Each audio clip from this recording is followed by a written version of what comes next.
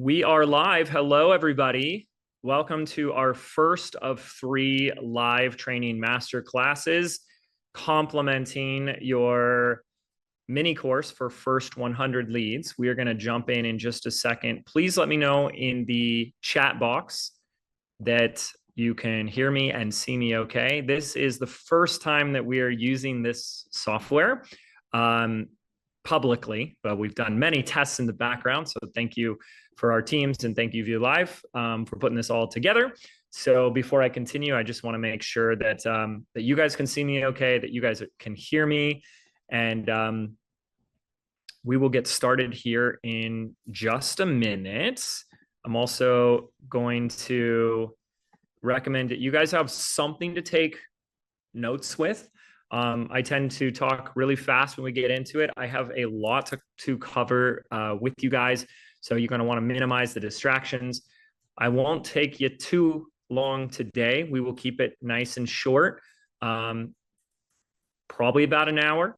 And that's so we can start getting past any like sticking points that you guys have going through the training and really dive into it. I've got slides today. We're also going to have an opportunity for questions. So if at any time what I'm covering, or if you've been covering the course material of your first 100 leads and you have questions, Jen, is the best way just to put it into the chat box. And Jenny over here is going to be fielding those questions and getting them to me. So that's part of the benefit of participating in these lives, is it's to help you progress through the training. So I'm going to check in with the team. Everything good over there? Yeah. Okay. And you guys are good on my Zoom team, all set. So let me, beautiful, bring up some slides, and hopefully you guys can see my screen okay. I'm going to minimize everything else that's in my way.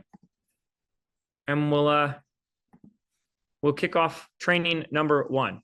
First of all, I like to set an intention. Both the first 100 leads course, and you can see the little screenshot with the arrows of how to access the training and the course itself, and the live component is designed to do something very simple: how to get your first or next 100 leads who actually want to buy your stuff. If for some reason you found this video and you can't get access to that training, you can always visit jameswedmore.com/100. You'd have to re-register, but as long as you've registered, you now have your own username and password, and you should have an email from us inside your email inbox so you can access this portal at any time. You do have lifetime access to the videos and most likely these replays as well. We will make the replays available as soon as they can be rendered and published, and you will see that the last button on your left is the link to access these replays. This is the first of 3 live trainings, and they're all walking you through the sticking points or my most important pieces that I want to share with you from the first 100 leads mini course. By the way, let me know in the chat box if you've already started going through that training or if you're done with it. I want to know your update. You can let me know haven't started, how many videos in, or if you're all the way through. That really helps me to adjust the training to who's on the call and what level of knowledge you're coming with. I've been teaching this powerful process for a couple of years now. The feedback is unbelievable. We have individuals like Jake, got 753 people to join his list in a really short amount of time. This is Michelle, who got, I think, 99 leads, not bad. So close to 100 in a fairly quick amount of time. And the reason I chose the number 100 is based on a personal story of mine. When I first decided to sell like my first online course, I was really nervous to do so. And I said, you know, if I can get 100 people to opt in for my stuff, then maybe I'll make a sale. And I actually got 101 people opted in, and I had 1 sale.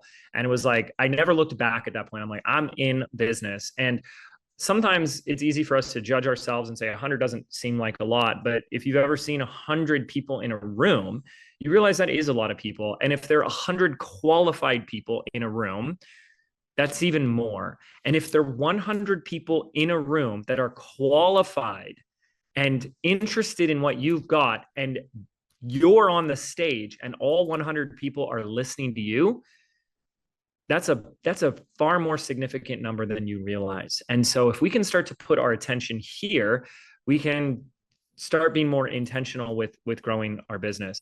Like I said before, you have lifetime access to all this, and these trainings are really designed to help you get through the training. It's for me and where I'm at in my life today, there's no point in me teaching or creating a bunch of content if people aren't using it and applying it. And it does work if you work it. And so I want to make sure that you guys know beyond these trainings, you have access to those videos. They're really simple and straightforward, and they've helped a lot of people.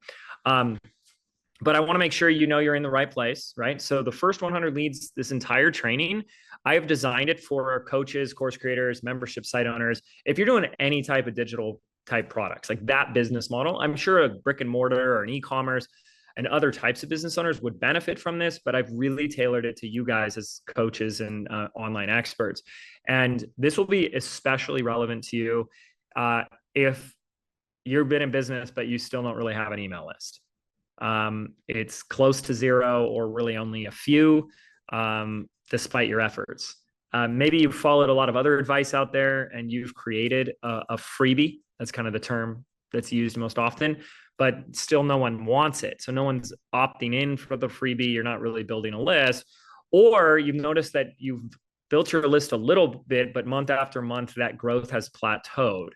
And now it feels like it's like you're fishing in a pond that doesn't have enough fish in it. And you're looking at the goals and the sales revenue goals that you want, and you realize, I don't have enough fish for that. Or maybe even people have opted in for your freebie, but they're not taking the next step. What's the point of getting leads if they're not turning into sales? So if you're any one or a combination of those, this is what this training is designed to address. So that's phenomenal. You're in the right place. And I want to make it clear that if you've probably noticed this already starting going through the training, or if you're about to after this live, this is not just, oh, make a freebie. I'm far more strategical and intentional than maybe I let on. And I want you guys to be as strategic and intentional with your stuff. So this is kind of the stuff beneath the surface that you don't really see when you look at somebody else's stuff. I'm going to show you exactly what you should be doing before, during, and after creating a freebie to do one thing: attract people that actually want to buy your stuff. Your free stuff is designed to lead to sales. That's why we call it a lead, because it leads them to the sale. And that's really what this training is about leads. It's not about getting famous on Instagram or popular on social media or having a huge audience. There's a lot of people out there with really big audiences and really small bank accounts. And there's a lot of people that have learned really well how to garnish attention. And anybody here listening could follow those same strategies using gossip, shock, drama, sex, or drugs, and you could get attention on the internet and you could have something go viral. And that's this phenomenon that we're seeing today, is that anybody with the right type of content could trip the algorithms and get in front of like millions of people. And we see this all the time. But it's important that you know, and this is, based on 17 years of doing this, that just getting attention isn't enough. Because if you're in business, then this is about getting the right type of attention that takes any random stranger on the internet and gets them closer to wanting to work with you. It's kind of like the best metaphor that I can give of what not to do is like when people rubberneck during a traffic accident. You notice that whenever there's an accident on the side of the road, or there's a bunch of ambulances and stuff, traffic on the other side, the traffic you're stuck in slows down because everyone has to look. Everyone wants to see what's going on. So some people are on the internet and using their content, and they kind of look like a traffic accident. So everyone wants to look, but no one wants to buy from that person. And there's certain principles and levers that we need to put in place in our messaging, our content, and our lead magnets, so that people don't perceive you as a wreck, and instead the authority that you are, that has value and guidance to offer. And that's really what I want you kind of listening to all of this as, is like, what's the point of getting 100 leads if no one's a step closer to working with you. So that's what this is all about. If you didn't know what a lead was, this is my personal definition. It's someone who has taken an action. So we can measure that action in our business. Oh, I got an opt-in. They submitted their contact details. They clicked on this. They registered for that. They took an action. And that action then demonstrates that they have a real qualified interest in purchasing your stuff. Here's the beautiful part. If we start looking at the sale starts now, not at the checkout page, not the sales page, but now, then selling actually becomes a lot easier. People are just trying to sell instead of realizing that sales starts now. It starts at the beginning. It starts with the first time someone encounters your stuff. And if you're more strategic and intentional with it, by the time we get to your offer, by the time we get to the sales page, they're already sold. And so that's why this is so freaking important. Now, in the first official training video, which is like training video 2, I covered a topic that I'm going to go over really quickly here. And that's TLC. I've been saying this for years. Every business needs a little TLC. And yes, that does mean tender, loving care, but it also means traffic, leads, and customers. And not only does our business need all 3 of these, traffic, leads, and customers, but it's important that you begin to notice that it's all 3 of these working together as a vector. Traffic to become a lead, to become a customer. And we actually need a strategy for all 3. A strategy for getting in front of people and having people find us. That's traffic. And then once they find us or we find them, how do we take the next step with them? How do we engage with them so that they become a lead? And then how do we and what do we do to nurture that lead to become a customer? So you can see it's one big strategy, but there's 3 strategies for each. And what we're really going to be covering today and the entire mini course is the L of TLC. But you're going to notice if you complete the training, I give you strategies for how to get the traffic, and I start to help you set up how to get the customer from the leads. In fact, we have a lot of people that just by going through this training, they get one-on-one clients. And any one of you here who follow this process could get paying clients by the end of this training. It happens every year. It's really just if you're like ready to get over your self-sabotage, your imposter syndrome, your desire to overthink and overcomplicate things and just focus on, hey, I can actually help people. So why don't I just shut up and start helping people? And if that's you, then that's great because you're about to make a lot of money. Again, this is lesson 2 where I cover this, but I kind of gave like a refresher of that. Today, what I'm really covering is the first 5 lessons. And so you want to make sure that if you haven't at least started that course that you have. I don't want to repeat myself too much, but the big takeaway, and this is like the simple thing that you just want to keep with you for the rest of your business career.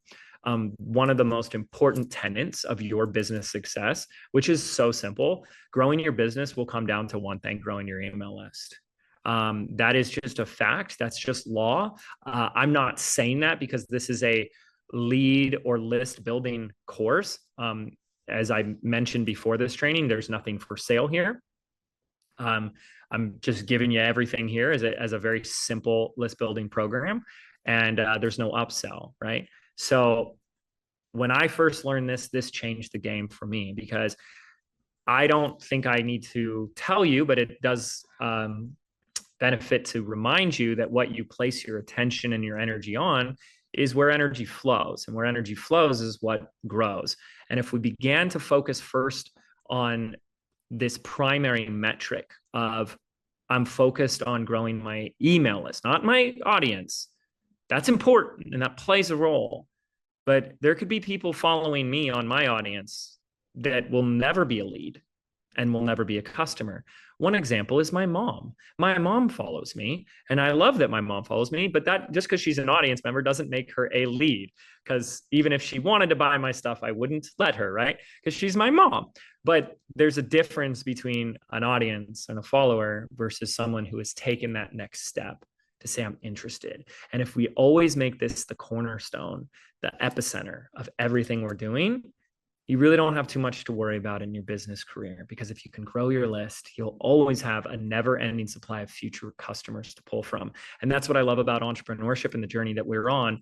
And I have a post coming out about this where the person who lives in much more of an employee mindset, the only way that they can really like make money or buy stuff is if they save and budget.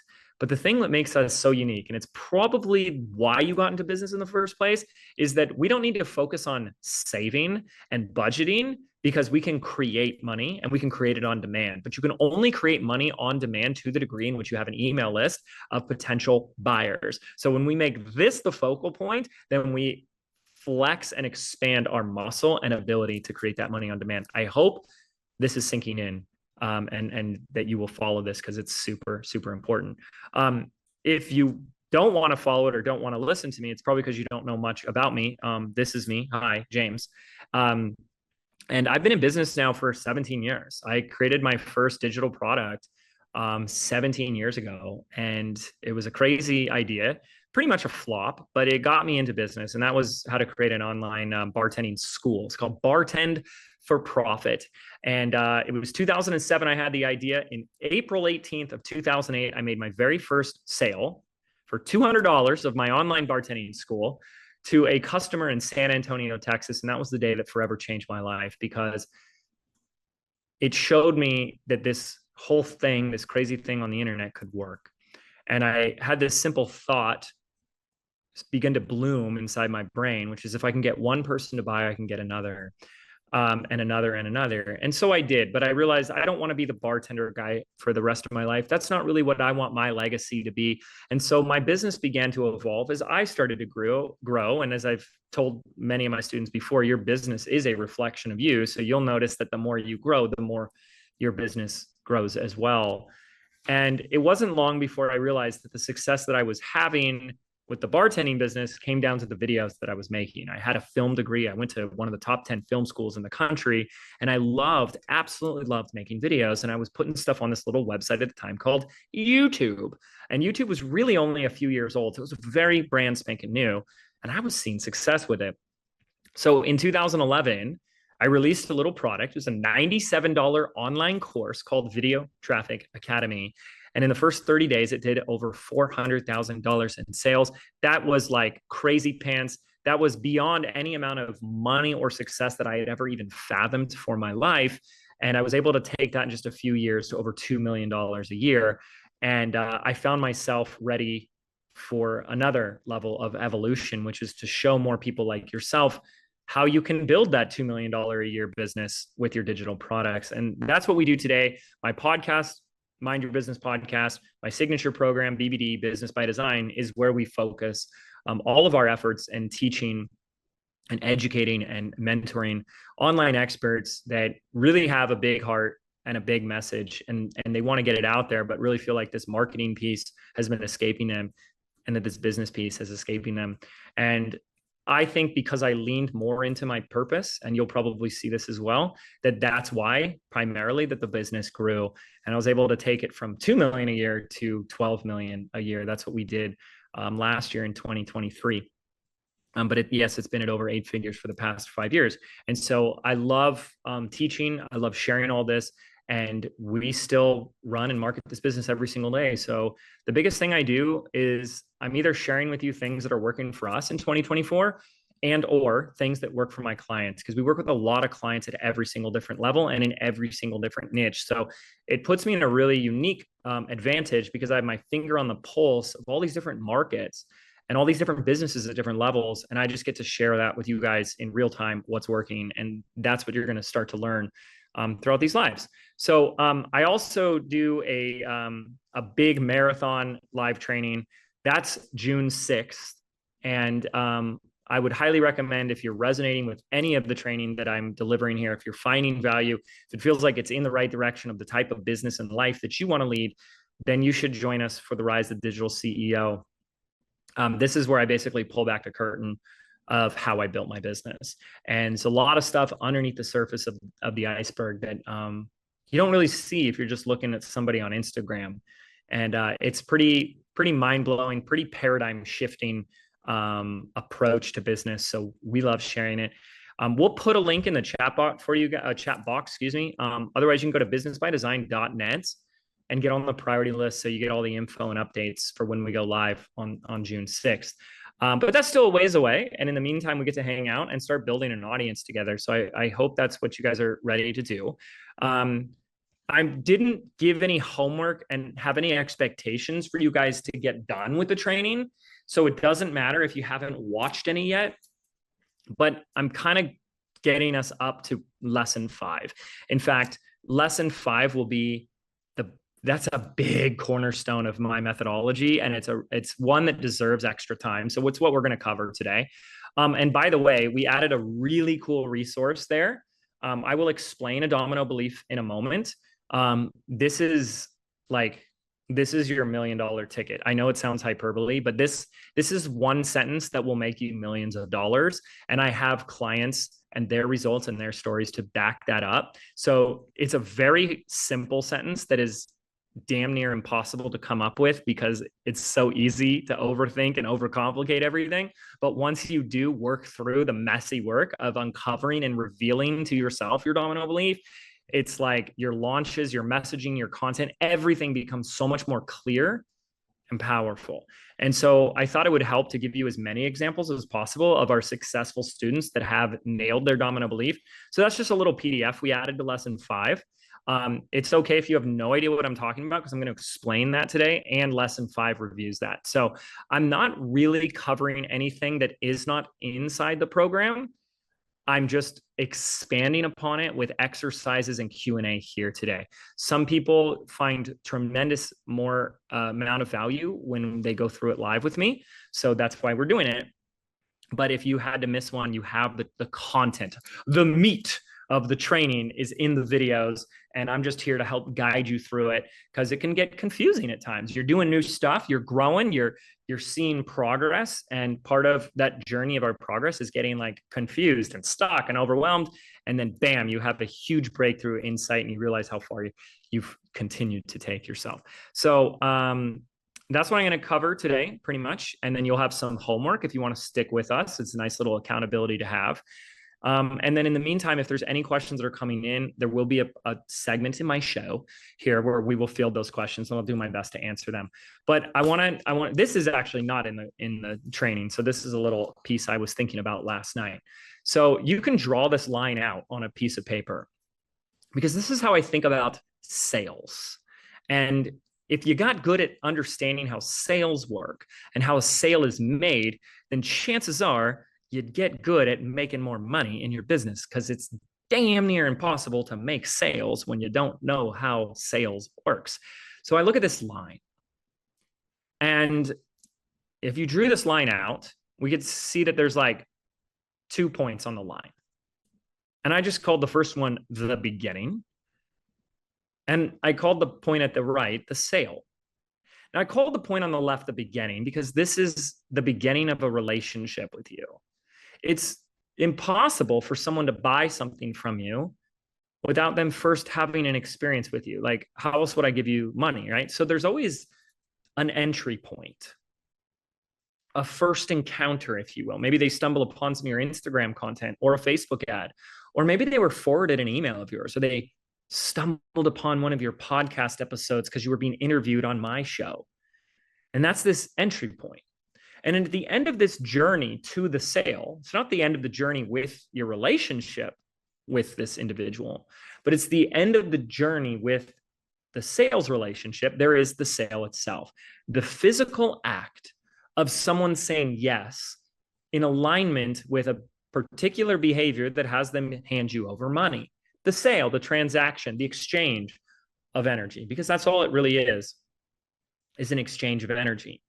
And so depending on the product, depending on your audience, depending on the niche, depending on the price point, depending on your style, there are several different milestones that occur.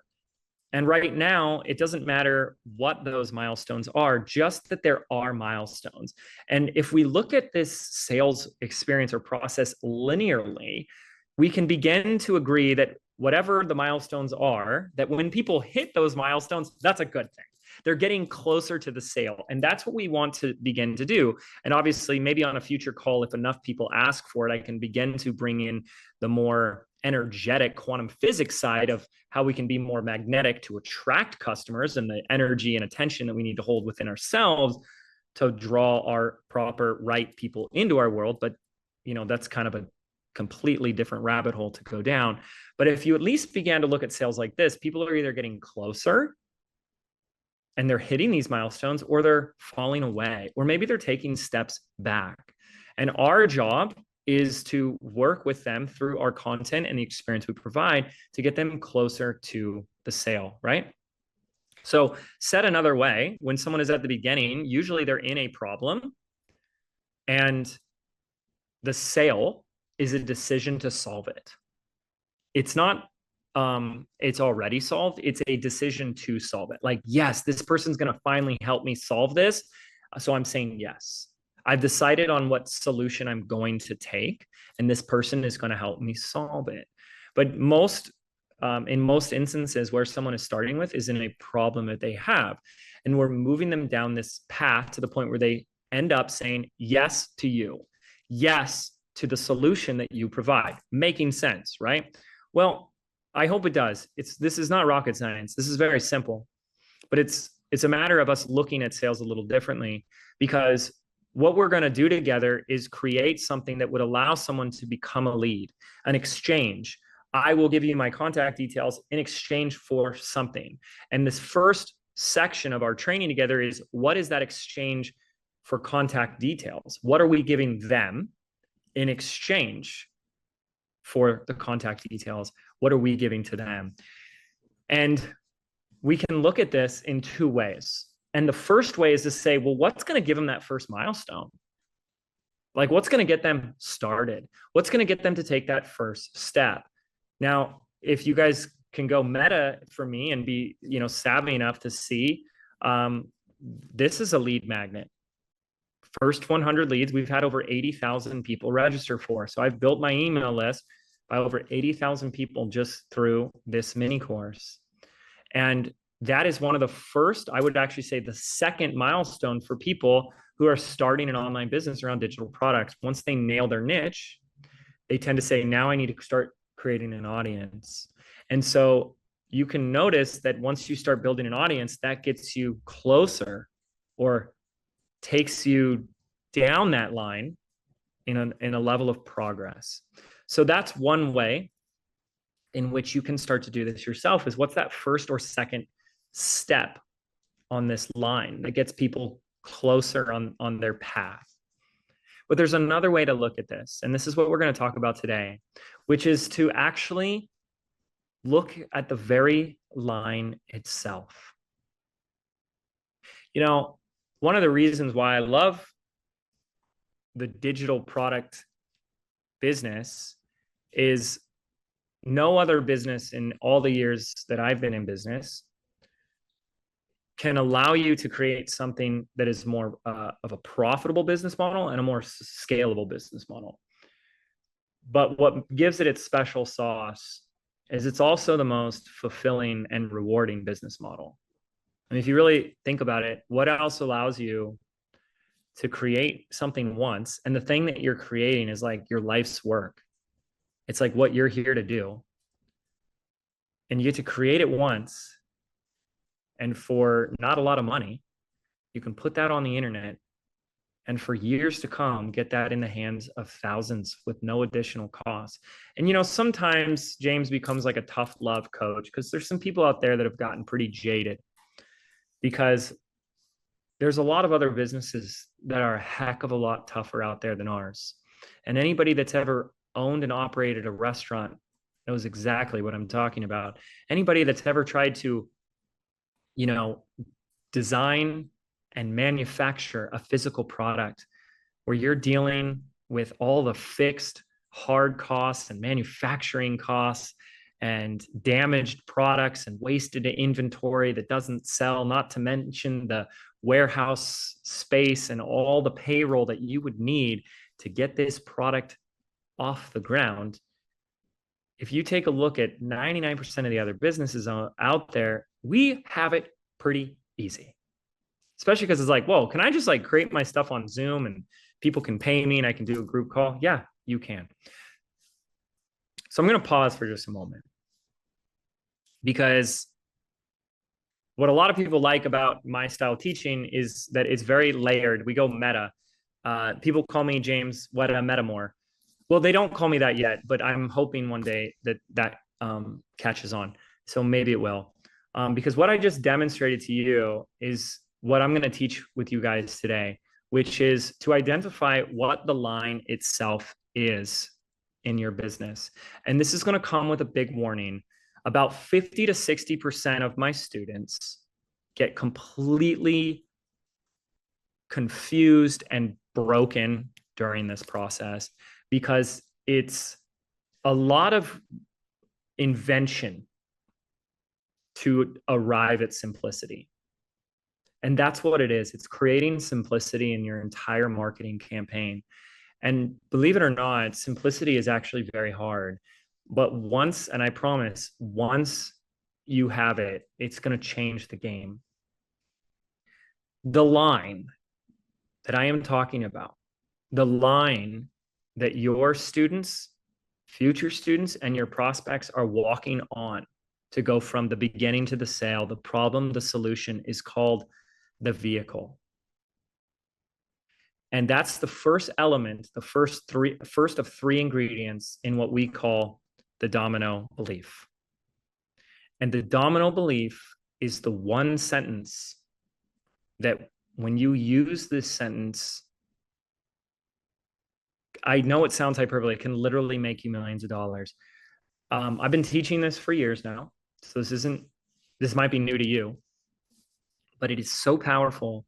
And that's why we included the PDF, because there's just so many examples that will help you of students doing this. But one of my favorite examples is my dear friend today, Amber Breezakey. And she was making like 20 grand a launch, which is great money. And it's selling a $300 product. Okay. So you making 20 grand a launch with a $300 product, you're doing awesome. And she said, James, the moment I plugged in the domino belief, my launch went from 20K to 100K. Now she's a multi seven-figure business. And she says that domino belief is what changed the entire game.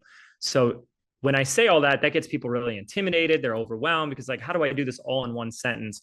So I really want you to stay as open and present with me as I walk through the ingredients of your domino belief, and trust that it will be confusing for most of you at first. You will feel confused because you're inventing something new that's probably for most of my people, they've never said it this way before. They've never said this sentence. So it's something we have to create. And I'm going to give you the ingredients, but you have to be the one still to create it. I cannot do it for you because I am not the expert. You are. I don't know your stuff. You do. You have a unique intellectual property, and it can be buttoned up and packaged and put into this one sentence. And it's what I call like Lord of the Rings. It's the one sentence to rule them all. So I want to get into this domino belief. Now, I call it the domino belief because it is a perspective. It is a stance that you are going to take, which means there is actually people that could disagree with this. Now, did anyone catch what my domino belief was? If you heard my domino belief on the previous slide, please put it in the chat box. I'd be very impressed if someone heard it. I baked it into the training. And that's why I said we're going to go meta to see if you even saw my domino belief that I used and shared on this training. But it's a perspective, which means someone should be able to say, I disagree with that.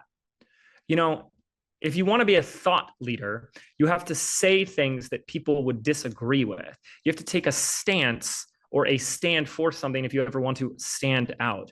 And so the domino belief is the most powerful statement, belief, perspective, statement, claim that we could create, that if you speak it and you begin to back it up and reinforce it, it begins to tip the other dominoes.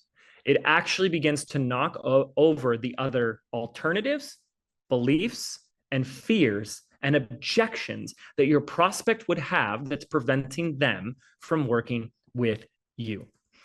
And if we can bake in our domino belief into our free stuff, you are turning a lead or a random stranger in the internet to a warm, very warm, very, very warm lead that is ready to buy from you.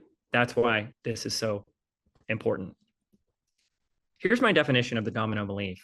And you'll see I've bolded some words. I was very careful and meticulous with how I crafted this definition to put it all in one sentence for you.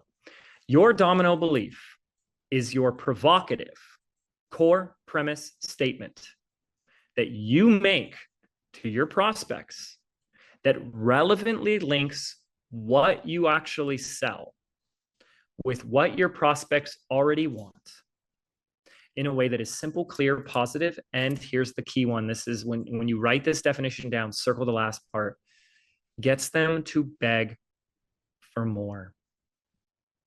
Now, there's a lot of talk about free content, what type of content, how much content should I put on the internet? And one of the biggest questions that is the most common questions is how much content should I give for free without cannibalizing my own stuff?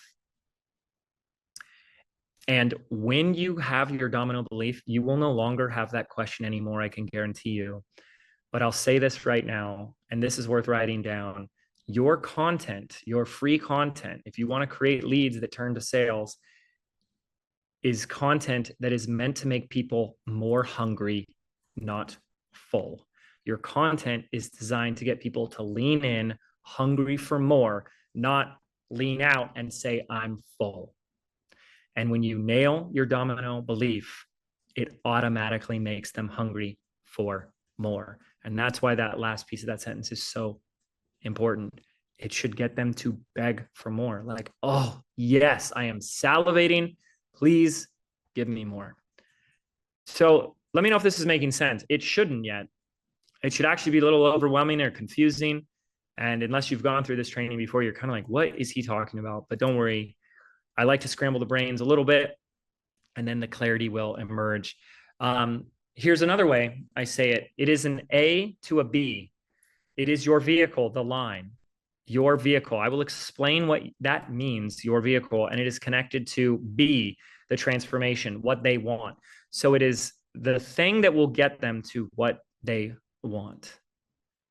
Now, I'll tell you what your vehicle isn't right now. And this will be the hardest part for you guys. The domino belief statement is actually really easy. It's identifying what the best vehicle for your stuff is. And I haven't really explained what a vehicle is, but I'll tell you what it isn't. It's not you, so you can take that off the list. And it's not your course. Okay? It's not you. You are not your vehicle. And neither is your course or program or whatever your product is. But when you make all of your free content about presenting your domino belief, your messaging, your webinars, your launch, all of that is no longer about over-delivering, which is what people are concerned about, a ton of how-to content. It's simply about one thing, proving your domino belief, making the case. Everyone else out there, guys, is trying to be a sleazy marketer. Oh, imagine this, promise that, so that this, benefit, benefit, benefit. And you don't have to be that sleazy marketer. Instead, you're going to be that damn good courtroom attorney.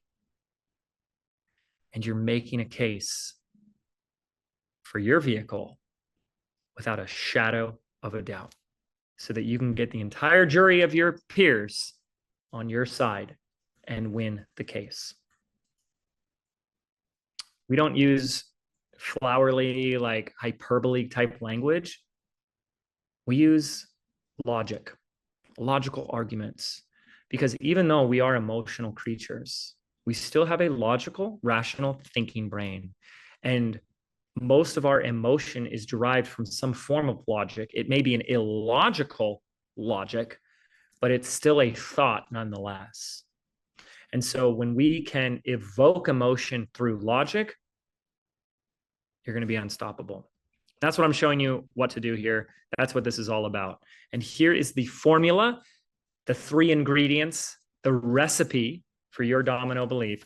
If this is the first time you've ever done this, please follow the formula. You can break free a bit of it as you progress, but I wouldn't recommend doing anything like that if you don't have the experience under your belt. Trust the process and follow the process to a P. So it's your vehicle plus a superlative equals transformation. This is really easy. So I want you to write that out. Your vehicle plus superlative equals a transformation. The first one that's most easy to fill in is the transformation. This is what they actually want.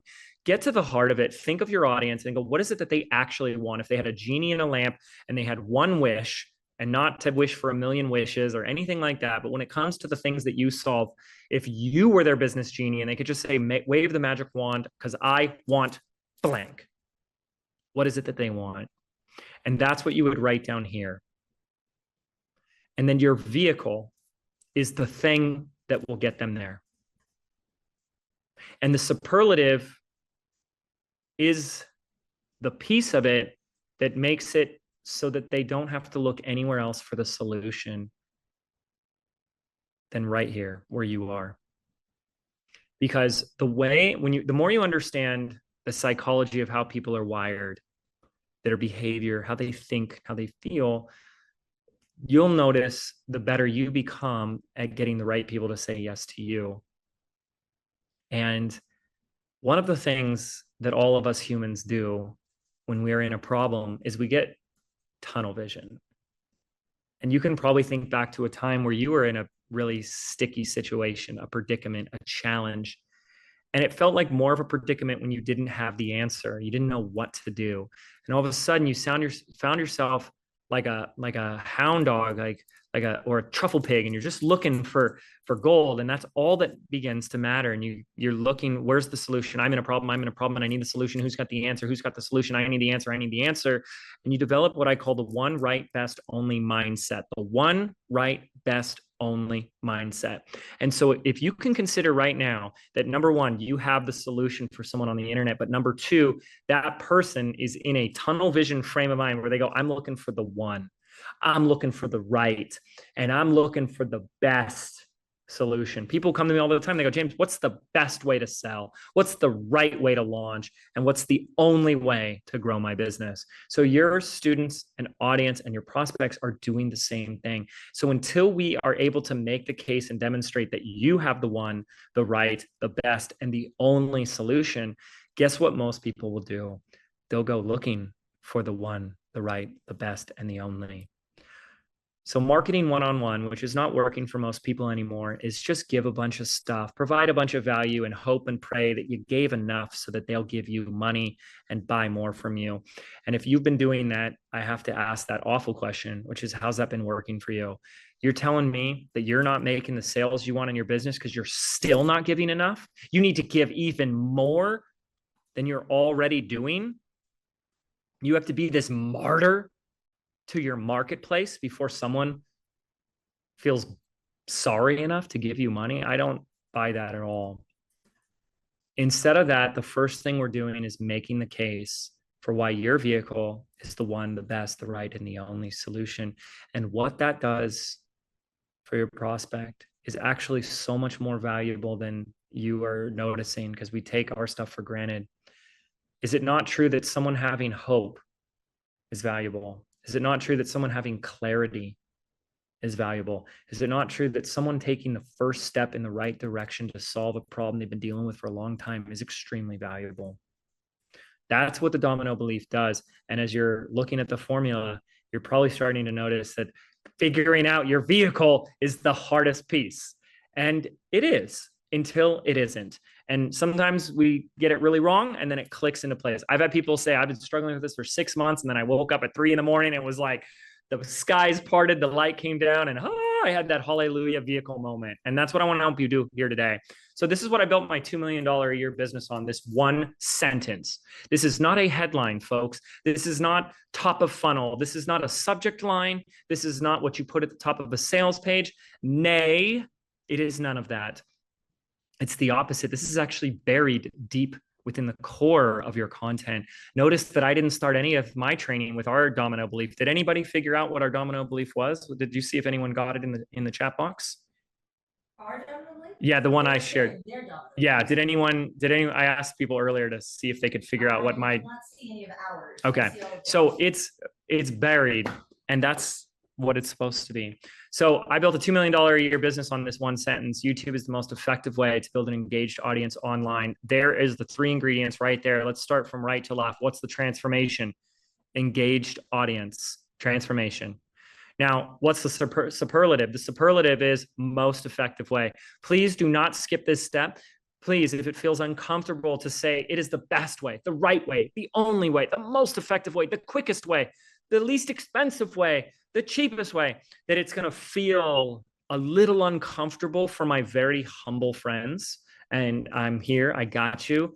I totally get it. And just lean into that a little bit, because that's what people are looking for. People don't want the average way. They don't want number 7 on the list. They want the best. So if you ain't teaching the best, then what are you doing? Get out of the way for someone who can be. Teach the best or don't. So let someone else do it. So those two are easy to do. It's the vehicle. Now for me, YouTube. It wasn't James Wedmore is the most effective coach to help you build an online. Yeah, of course he would say that. He's James Wedmore. Or my program is the most effective way to build an audience. Of course he would say it. It's his program. It sounds biased because it is. So you're not going to use yourself, and you're not going to use your program, but you're going to use the thing that you teach. And if you're confused, don't worry. The examples I give you will help this come into full view. But all I had to do was make a compelling case for why YouTube is the most effective way to build an engaged audience online. And I made a really good case for it. And I believed in that case, and I stood by that case, and I staked my reputation on that. And if it doesn't feel like there's a little bit at stake, then don't expect to be a thought leader, because you're still like hiding in the crowd. That's why this statement is so powerful. This is what has you stand out and build an entire brand around it.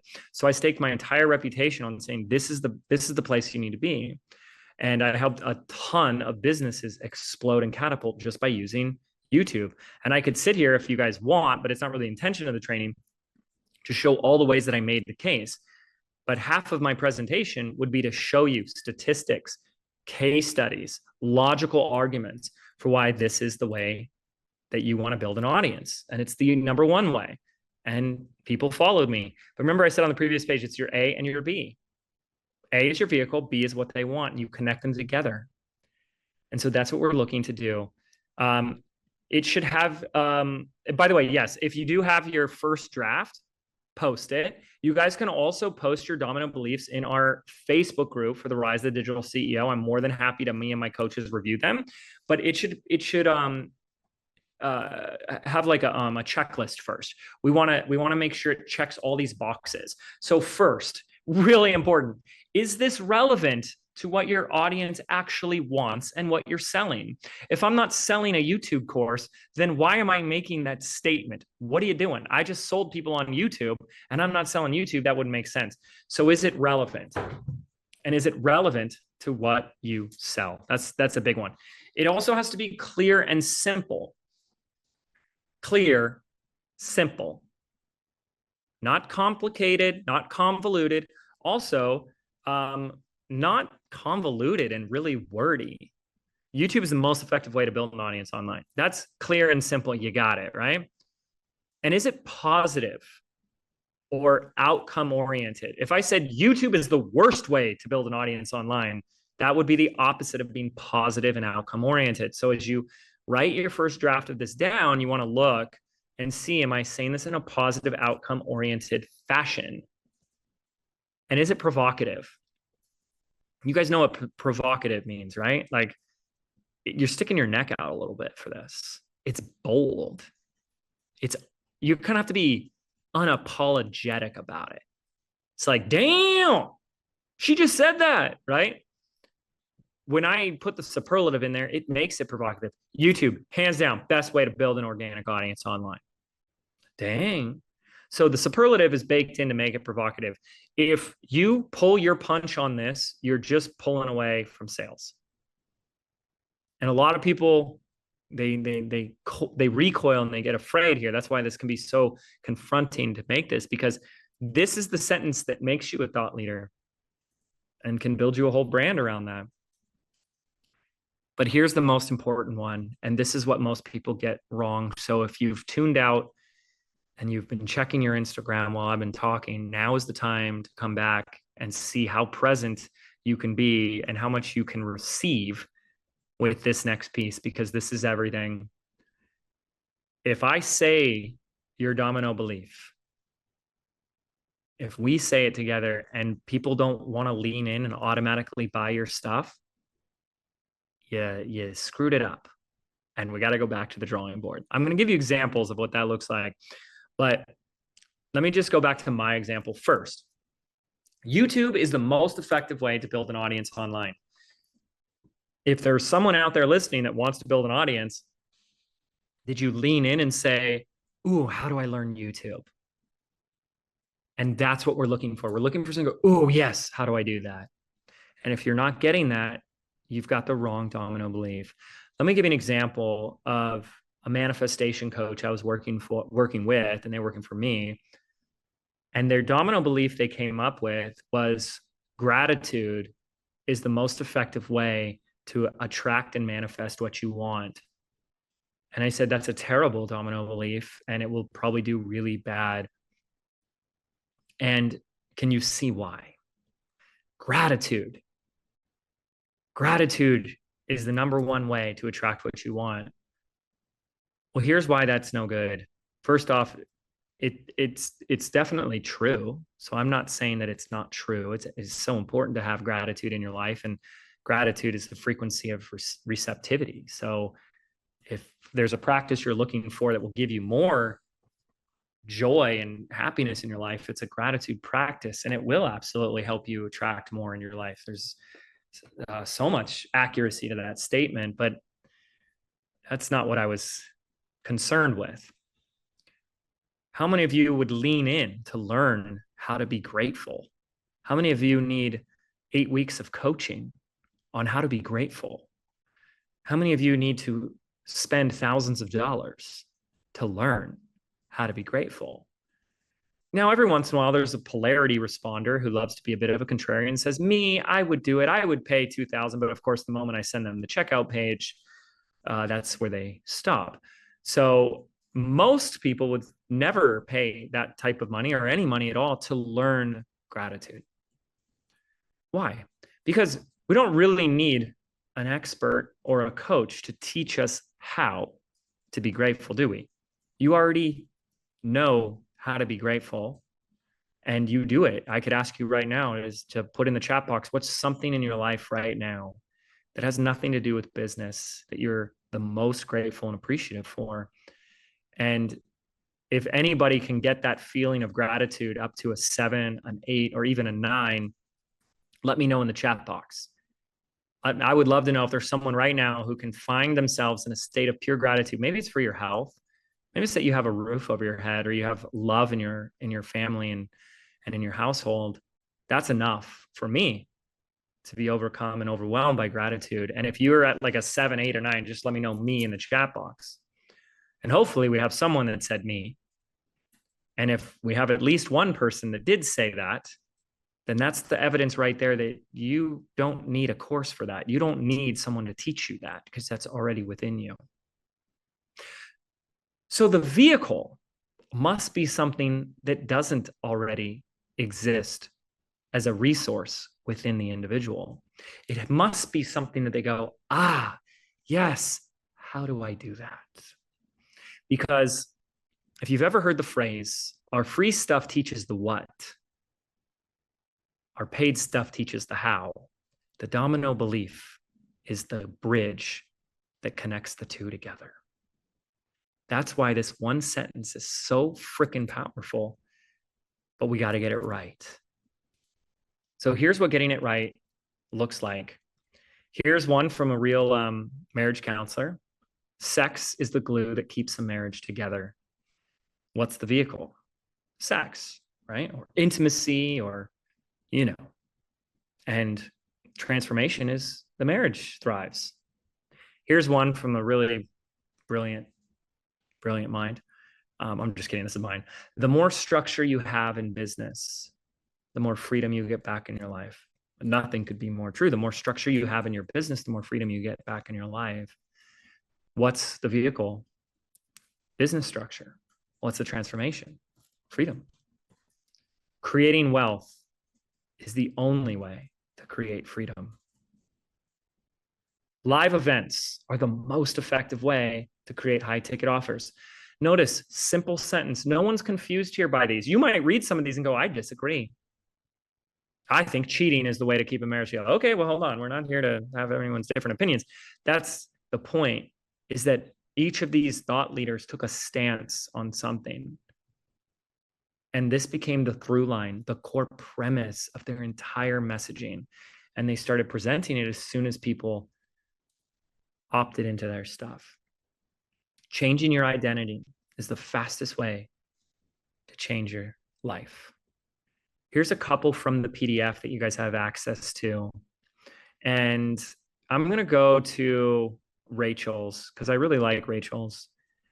She's a holistic nutrition in the women's health space. And her dominant belief is healing your hormones. There's your vehicle. Healing your hormones is the fastest and easiest way to lose weight. Now, if you're her target market and you heard Rachel come in and say, you know, in 10 years of experience and working with thousands of women, with all the studies and all the evidence, we can walk away with one simple conclusion. Healing your hormones is the fastest and easiest way for you to lose weight. Does that not have you lean in and say, how do I do that? How do I heal my hormones? Rachel Coons, who's also built a very successful business in an unbelievably short amount of time, and she helps people save money with their groceries. Her domino belief is very simple.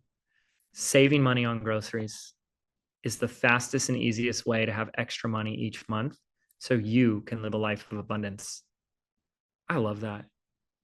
I also, I'll just read the last two because they're all so good. I just put 6 of my favorite on here, but you guys can start to look at these examples and see how you can model from this success, because success does leave clues. Lauren, who said starting a Facebook ad manager business, that's her vehicle. Facebook ad business is the best way for a mom to make a stable, flexible income from home. That's so beautiful. Stacy, she's been a member of our community for a while and she's amazing. And she helps gymnast coaches and other, parents of gymnasts really help their child become a better gymnast. So her vehicle is gymnastics mindset training. Is the fastest. Notice they all have that. You can see in Faith's at the top, the easiest way. And Lee says, fastest way. That's the superlative. So gymnastics mindset training is the fastest, most effective way to take your gymnastics to the next level. Fantastic examples of domino beliefs. And their first content is speaking to this and creating a foundation to prove this. And if you had this baked into any freebie, any bit of your opt-in content, is what a lot of First 100 Leads is designed to do, then you're going to be light years ahead of the rest of your competition, because this is where you need to start. You got to get people to say yes to your vehicle before they say yes to you. I think I have to sneeze. Woo! Excuse me. Thank you. So saying yes to your vehicle is the first step for them saying yes to you. And it's a lot easier for you to sell the vehicle than it is to sell yourself. In fact, a lot of our humble, grounded coaches have a really hard time selling themselves. So now the good news is you don't need to sell yourself. You need to sell your vehicle. And it's far more effective when you do anyways. So you might as well give it a shot. That's the domino belief. Those are a ton of examples. I know you guys have questions. If you feel like this kind of was confronting and your brain is going through loops, that's part of the process. Again, I've been teaching this. I created this concept in 2017, and I've been teaching it ever since. First started with my high-level clients, and I've been trickling it down to you guys. So I've been through students who got it in a nanosecond, and I've been with people that it took a little bit of time, and that's fine wherever you're at. But know that this is now your work. And the rest of our training is designed to put that into your free content. Okay. So here's what I want to do is I want to open it up for questions, but that was like my teaching segment that I'm doing live today. So we're going to do another live on Tuesday. Is that the 30th? Yeah. Right, Jen? The 30th? Okay. So what are we in April? Yeah, April 30th. The times and reminders are in our hub. And so if you want to follow along with me, I'm going to be covering content that is from lessons 6 through 10. So I'm going to pick out a few pieces of that. And that's starting to take all of this and turn it into your best freebie yet, something that people would happily opt in for, give you your email address for.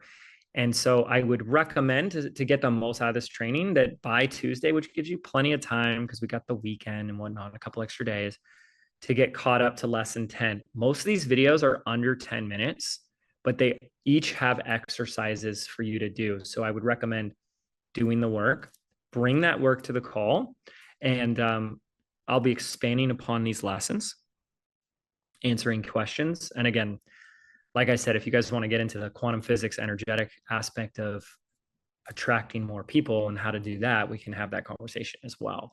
But I want to open it up for questions. Let me know too, your feedback. Was this helpful? Did you learn something here today? Have you learned something going through the first 100 leads training? I'd love to hear feedback from you. Put it in that chat box. And Jen, should I go to our questions thing? Yeah. Okay, let me stop the share here so you guys can just see me. We've got some questions. Ooh, ton of domino belief examples coming in here. So I think I'll just start at the top. So Shauna asked, I'd love to hear some ways to be as specific as possible with external outcomes for a course related to learning yoga. I'm working on a paid course, Yoga Essentials for Ambitious Working Moms, and I'm not sure if the external outcomes and results are specific enough because I don't know if I can quantify things like flexibility, strength, balance, posture, energy levels. I hope that makes sense. Shauna, it does make sense.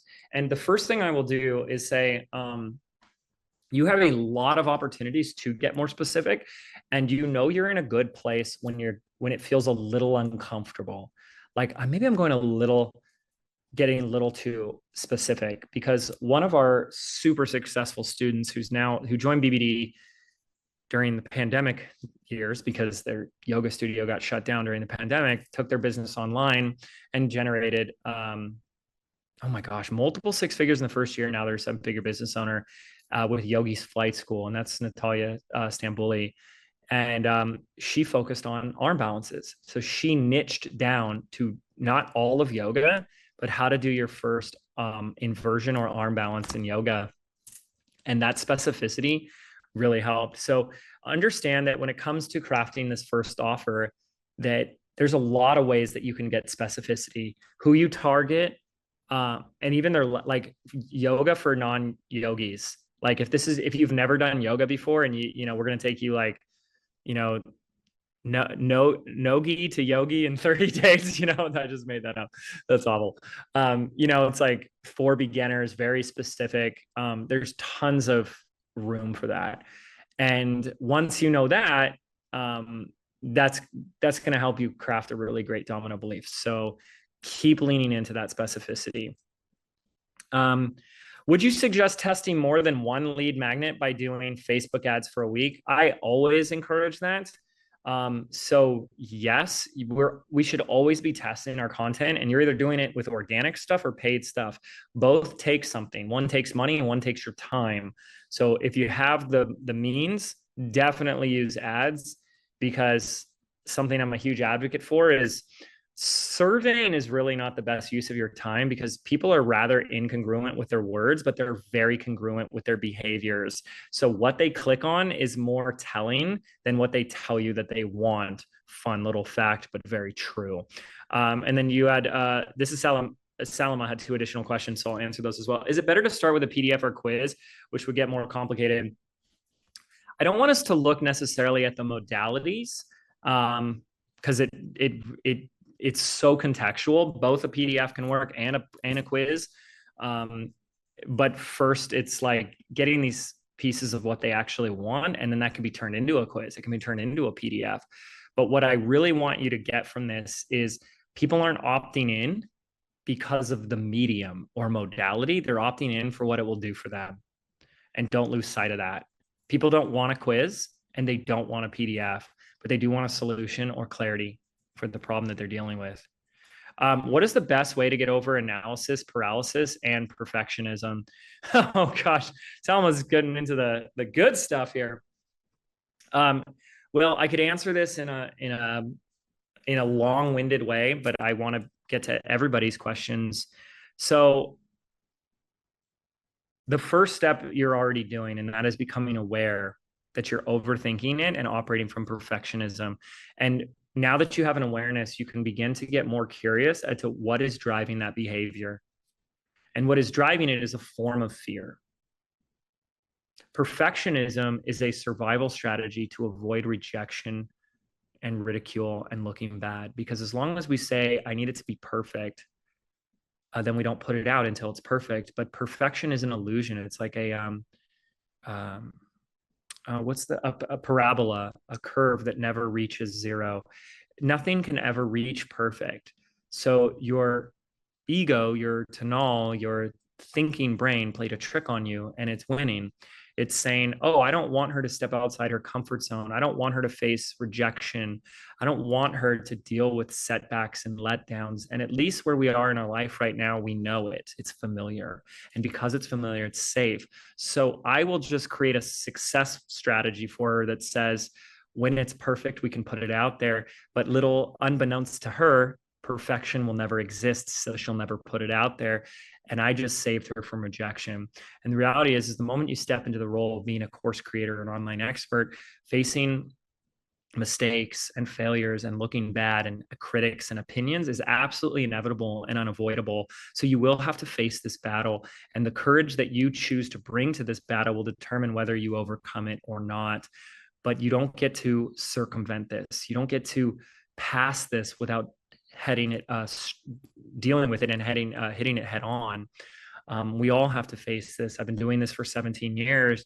And if you just go to my Instagram, I just posted someone who, a lovely review from someone who just gave their opinion of me. And it was full of things that were like, oh, James is so annoying. He's trying so hard to get people to like him and he thinks he's funny and he's not. And no matter what I do, no matter how much I put into my content, no matter the level of excellence that I want to put into it, the quality or the heart or the experience that I would bring, I'm still going to have someone that doesn't like it or thinks it's garbage. And today, and for many years, I just choose not to give my power away to that. I choose not to put importance on what someone else thinks because I'm not for everyone and neither are you. And so when you start to unwrap and unravel all of these things and see what's going on here, you realize you have a choice. You have a choice at the context through which you run your business and run your life, which is, am I trying to get everybody to like me? Am I trying to have a perfect score and not make a mistake and not do anything wrong? Am I trying to get everyone's love and approval? Or am I just trying to help people? And you can make your entire life and your business about 1,000 times more simple. And there's no need to analyze or overthink if you chose this context. And that's just, will this help somebody? And that's so nice.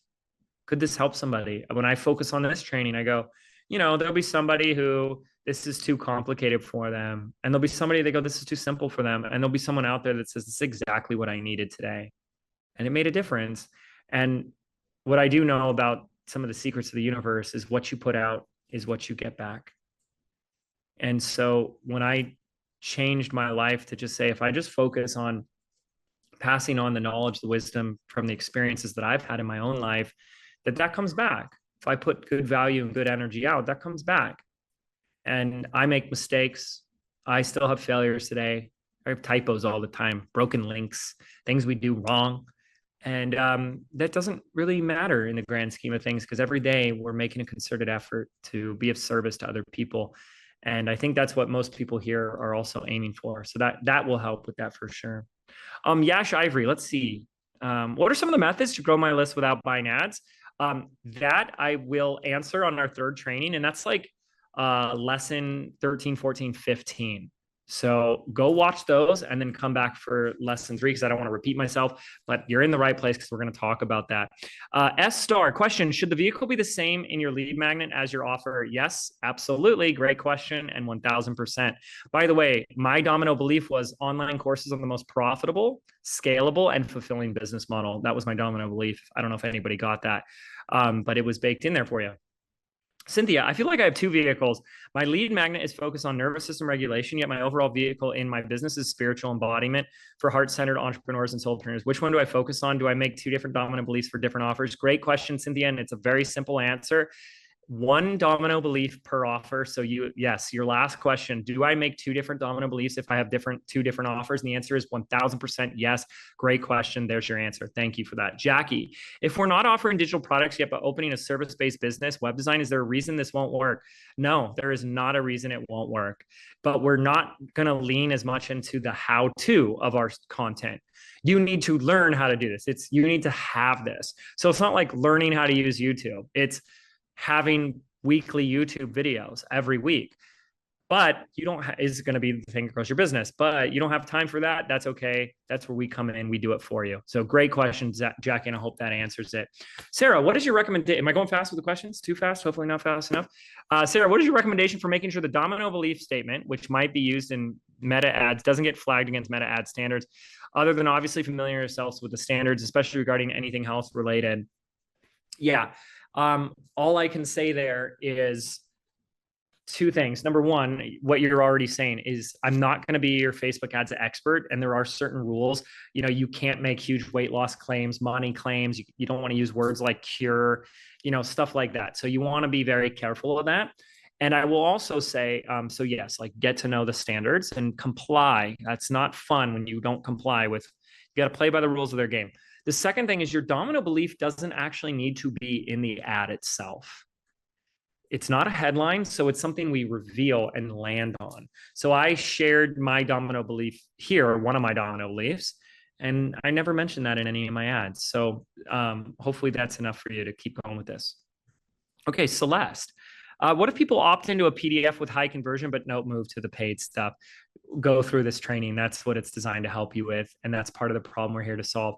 And chances are the short version of this, and go through the rest of the training, it will answer the short version is either they're not reading the PDF, or the PDF is not actually doing the job to make the sale. It's usually a combination of both, which is like a double killer.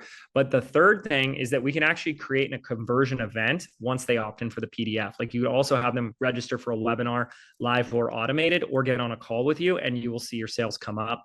And that's $1 million advice right there. Okay, Majid, can we focus on 3 levels on leads when we can segment those leads? I'll explain. Authors wanting to be bestsellers, others wanting many reviews, others want to know the publish themselves, their books. Yes, you can, but those are separate messages. So I would highly recommend speaking to those separately, not trying to put that all into one message, because you run the risk of diluting your own message and making it a lot less powerful. Hopefully that helps. Melissa, hey, James, thank you so much. Do you think a domino belief could be something about stopping from feeling a victim is the fastest way? Well, that's where you're kind of going the negative approach. Remember I said keep it outcome oriented. So like stop being a victim is more on the negative. And I mean, it's focusing on what you don't want them to do. So what is it called when you're no longer being a victim?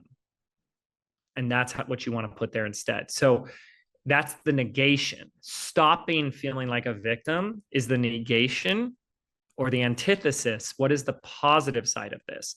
And word it that way. That might take a little bit of work to get that right, but you'll be just fine. I also want to reiterate to Melissa and others, the domino belief is set up. We teach you how to set up the domino belief. So it doesn't exist in a void by itself, which means you are setting up to it. So it doesn't need to be fully perfectly explained in one sentence, because there's a lead up to it. It's like And that's why the more structure you put in your business, the more freedom you get in your life. Like when I say it in my messaging, it makes sense. But if I just walked around saying that randomly, people are like, what are you talking about? So I hope that helps. And that was great. And we're going to do one more question.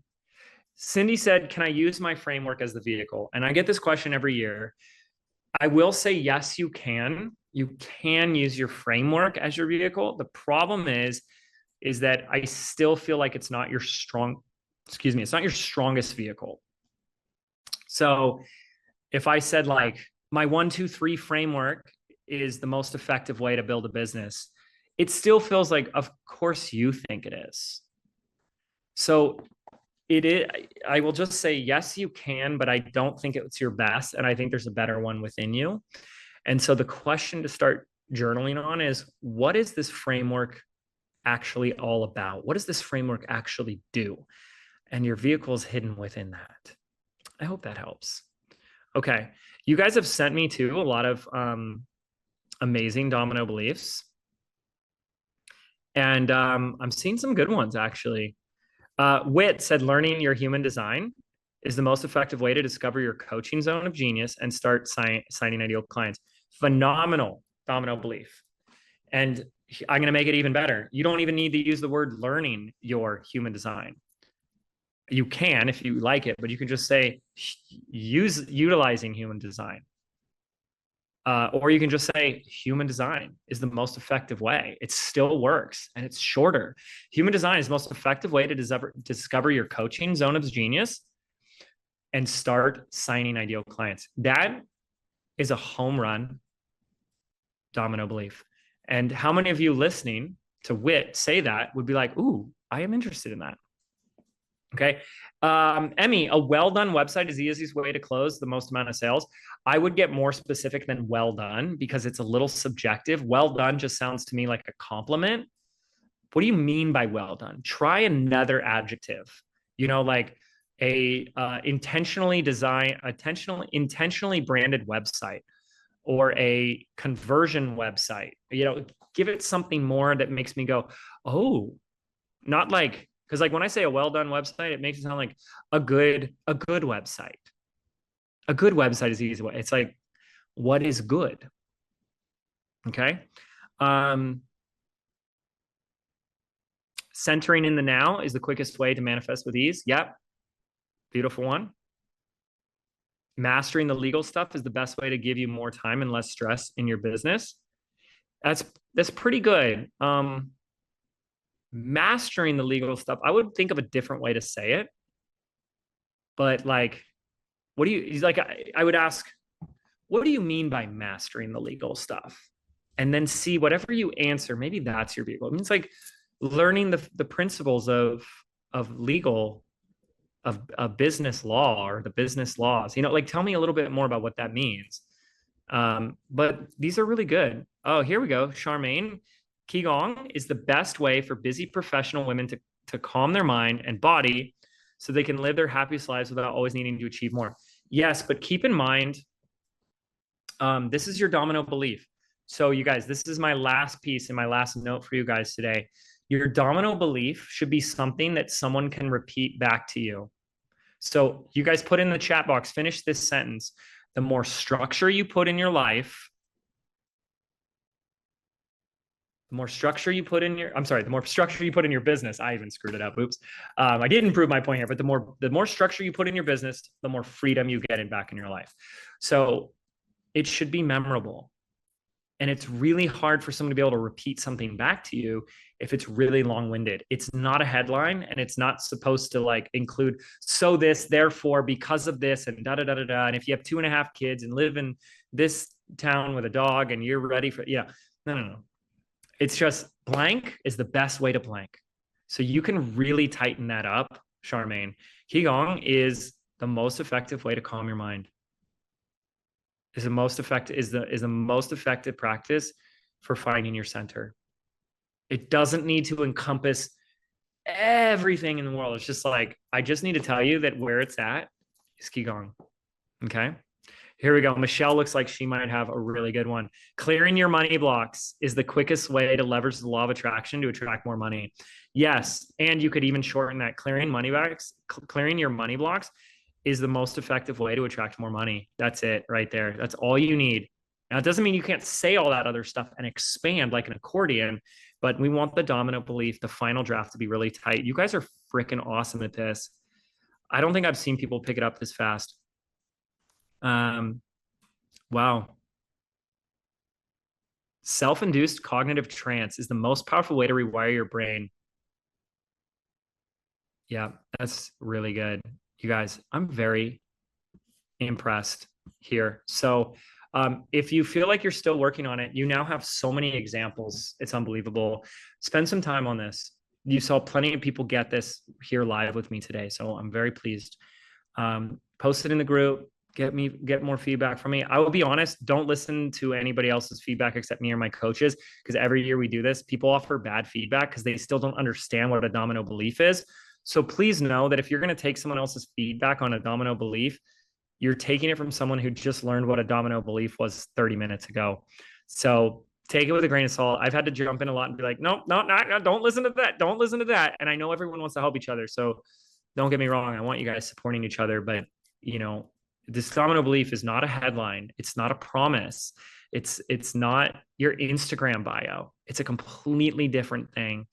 And it's the nucleus of all that you do. If you threw a rock into a pond, it's that epicenter where the rock first hits the pond, and everything ripples out from there. So I'd love to keep helping you guys with it. Stay in the coaching, stay in the Facebook group, get registered for the launch this year, because our live training is going to blow your minds. If this is already starting to crack something open for you, we're just getting started. This is just the beginning, and we get to hang out for a while because that training is until June. But our next live for this is April 30th, and that's next Tuesday. I'm going to leave you guys here so I don't overwhelm you with any more. Put your questions, your feedback, your biggest takeaway in the Facebook group. I'd love to keep working with you, hanging out with you, and stay in the portal because there's tons of content in there, tons of fun resources for you guys. And I'll see you Tuesday. Thank you guys. Thank you so much. And have a great rest of your week. And I'm going to call it here. Hello, everybody. Welcome to training number two of 3 of the Your First 100 Leads mini course. I am your host, James Wedmore. We're going to get this party started in just a moment, but first and foremost, I want to make sure that you can hear me and see me okay. So we'll do a quick audio visual test. Say hello. Give me a mic check in the chat box that we're streaming to. And let me know where in the world you are coming in from. I've got the chat box open here. So I'm going to say hello to a few of you. Michelle, Cindy, Amy, back for number 2. I love it. Mary, Claudia. We got Jenny in here with us. And Kalia, Sharon, Julie, Majid, S Stoner. Yes, indeed. Clear, seen, and known. Awesome. Thank you guys so much for being here. This is training 2. And this is basically the second section or group of training videos from the first 100 leads. So we're going to go through 6 through 10 and give you some additional bonus support and training there. But I want to check in with you guys who attended training 1. Let me know. Who has gone through the first section of your first 100 leads. And also, let me know your feedback. How has the first training been? How has the first 5 videos been? How is going through this program? Let me know. I would love to hear all of your feedback and what this experience has been like for you. And I think a lot of you guys know that we've also been hanging out inside our free Facebook group where I've been doing me and my coaches. Yes, I train and coach up a group, a highly selected group of incredible human beings to support me in the work that we're doing here with Business by Design and getting your programs out there, building your brand as a personal brand business, an online expert business. And my coaches and I have been in the group supporting you guys. And I would love to know what your biggest takeaways have been, what your feedback has been, what you've been thinking and feeling about this training, because we're just getting started. We're just getting started. And I'm just kind of reading through a few of these. So thank you guys for all the amazing kind words. And how do we feel about our domino belief? Very powerful statement. And you guys have been doing a really great job with that. So that makes me very, very happy. So thank you. Well done. Well freaking done. Okay, I have some slides that I'm going to bring up so that we can get into this. And hopefully you guys are ready to rock and roll. This is training 2. Now, this is just to recap, this is the accompaniment, the live accompaniment to the 15 or 16, I can't remember, 16 training videos that are included in the First 100 Leads mini course. And it's all designed to do one thing, how to help you get your first 100 leads. And these are real leads that actually want to buy your stuff. And that's going to be the big secret. This is part 2 of the training. So we're moving right along. If for whatever reason you're watching this video and you can't access, best way is to go back to jameswhitmore.com/100. We've had amazing reviews, but more importantly, amazing results from thousands upon thousands of people that have gone through this program. It's very simple. It's very actionable. And it's very proven that it works, and you have lifetime access to this. Okay. So whose lifetime, yours or mine, still up for debate. But as long as I'm alive, I think you'll have access to it. But don't wait a lifetime to go through it, right? So here's how you can access it. I've also got a little bonus for you, 128 unique niches. So if you're still struggling to figure out your niche, you want to go through that first. Very quick, very simple. I want you to know what direction you're headed in, and I want you to start building an audience, because you're not really in business until we start building an audience. If we don't have anyone to sell to, we can't really make any sales. And yes, it can take some time when we're just getting started, but you might as well get started, because the more you hesitate or delay, the more time you end up wasting. And by the end of this training, there'll be a lot of you that are already getting your audience built, getting leads and an email list together. And that's really awesome. These lives are really just designed to help you get through any sticking points and highlight what I think are the most important pieces. More time with me, more time in my coaching and training will probably help. So this is what we're covering today. This is lessons 6 through 10. Basically, this chunk, this middle chunk, is like figuring out what it is that we're actually selling or offering for free, but I call it selling, because you got to sell your free stuff. And this is what people don't really get. Even if you give something away for free, let me say it this way: when you give something away for free, you must still sell it. Selling has nothing to do with money, or isn't solely limited to sales or money, like actual currency. It's getting someone, enrolling someone to do something. So I watched a great movie last night, and I want to sell you on why you should watch it, right? So selling is making an irresistible pitch, ask, or invite to do something. So a lot of people just think, well, I have this thing for free. Everyone should just get it because it's free, and everyone should just consume it because it's free. Actually, making something free has a huge hurdle. And I talked about this inside the mini course, which is that most free things now has what's called like free blindness, which is, oh, if it's free, it's low value. If it's free, it's fluff. And you need to be able to overcome that. And we do that in your marketing. So what we create is 10%, and how you sell it is 90%. And now that's like how you market it. So write that down. What you create is like the 10%, but it's how you pitch it, how you sell it, how you convey it, how you market it. That's the 90%. And these 6 through 10 lessons is really going to help you do that. And it's going to do that in a big way, because I don't want you spending months, and this is what lesson 6 is all about, creating something that no one wants, and you don't even learn, even if they do want it and you don't show them why they want it and need it, then you're not going to build an audience, and no one's going to go through it. Okay. So we got to learn how to be really great marketers and communicators. And it starts with creating your marketing first. So create your marketing first before you go create any content. Let me explain why you want to do that. When you create your marketing first, you are creating something that's as close to your market as possible. When you create your marketing first, it's derived from where your marketplace is at, your market. Your market are your people. And then the product, the mini course, the freebie, the PDF, whatever it is, which we'll get into, is created from the marketing. If you create the content first, you run the risk of trying to convince people why they need it. And anytime, like, just write this down, write the word convince and then cross it out like a big circle, like Ghostbusters, cross it out. Because anytime you have to convince somebody, you've already lost them. You've lost. What an uphill battle. What a waste. I don't want to convince anybody of anything. I want to tap into what they already want. I want to speak to the direction that they're already going in their life. I don't want to convince you that you should be an online expert. I don't want to convince you that you should have a personal brand.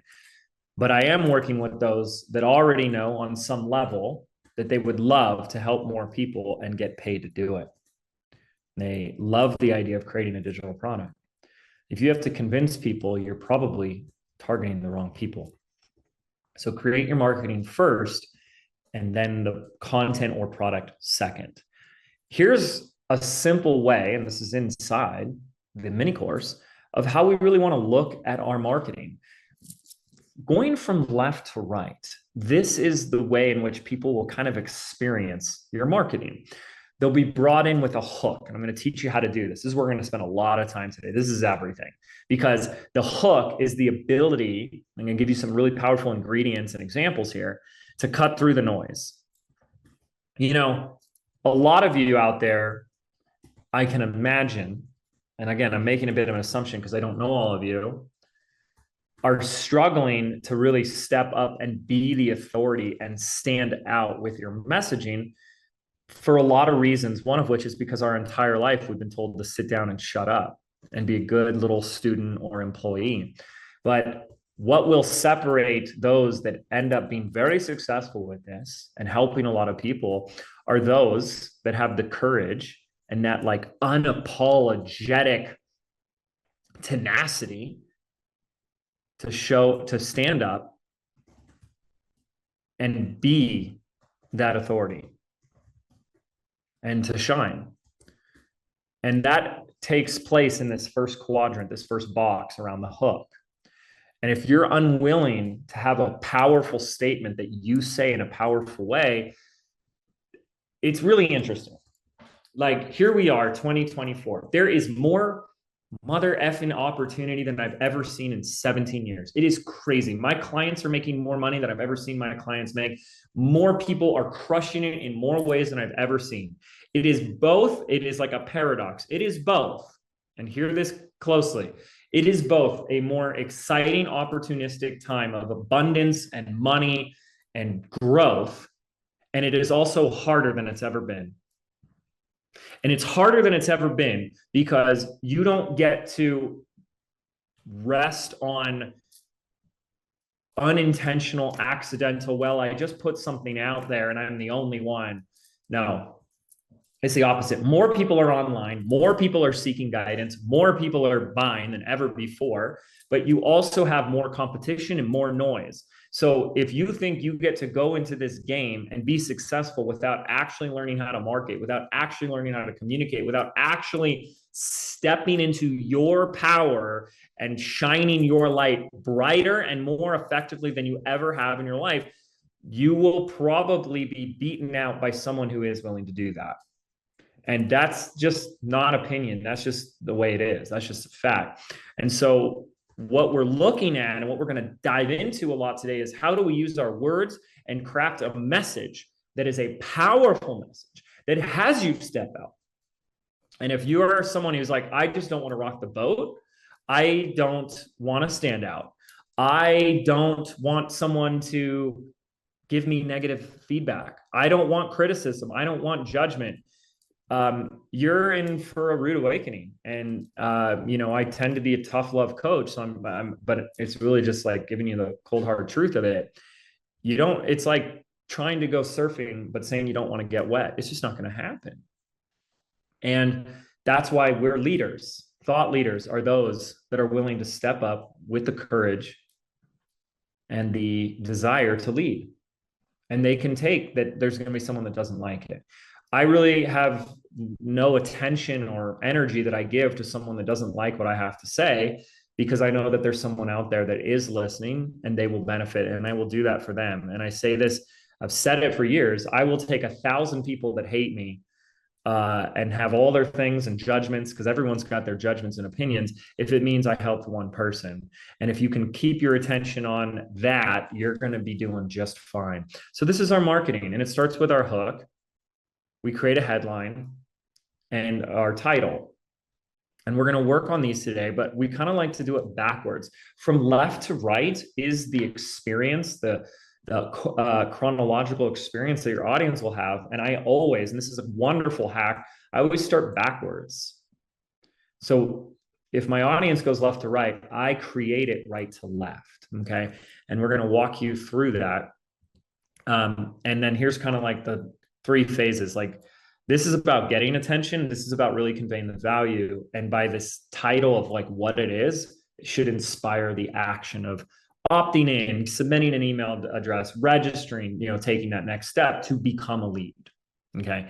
So that's what we're going to cover today. I hope you guys are ready and excited, and let's dive into it. So at this point in the training, 6 through 10, what should really be on your mind is like, what is it I'm creating in exchange for the lead, the contact information, in exchange for getting someone to take an action that gets them closer to wanting to work with me? Yes, I'm interested.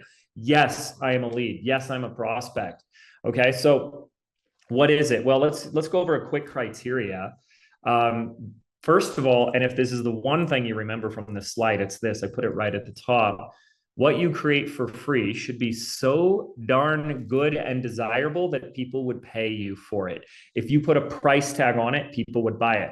There are people that have told me, I would have paid you $1,000 for your first 100 leads course because I've spent $1,000 and didn't get this same level of value. So people should want to pay you for this. That's the way you want to look at it. You want to look at it like something you could sell, but you're not going to sell it. We're going to give it away for free. It should also, number 2, we want to look at it as either the first step on the line or making progressing upon that line easier. The line is a metaphor that I gave you as a distinction in the first training. So if you have no idea what I'm talking about, make sure you watch that first training, because that's a really important distinction. But if you're clear on this is the line or the path that they're taking, what's the first step? Or what's going to help them progress on that line easier, okay? And then this is very important to keep in mind. A lot of people get in their head about the mechanism, the delivery mechanism, the modality. Is it a PDF? Is it an audio? Is it an ebook? Is it this? Is it blah, blah, blah, blah, blah. And that probably plays about a 10% variable factor into what determines if someone says yes or no, okay? 90% of what is going to have someone say, I want this, is what it will do for them always. That's marketing 101. What will this do for me? An inherent, irresistible value associated with this. And that's really what we want our marketing to be.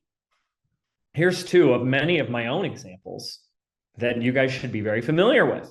The one on the right, 128 unique niches.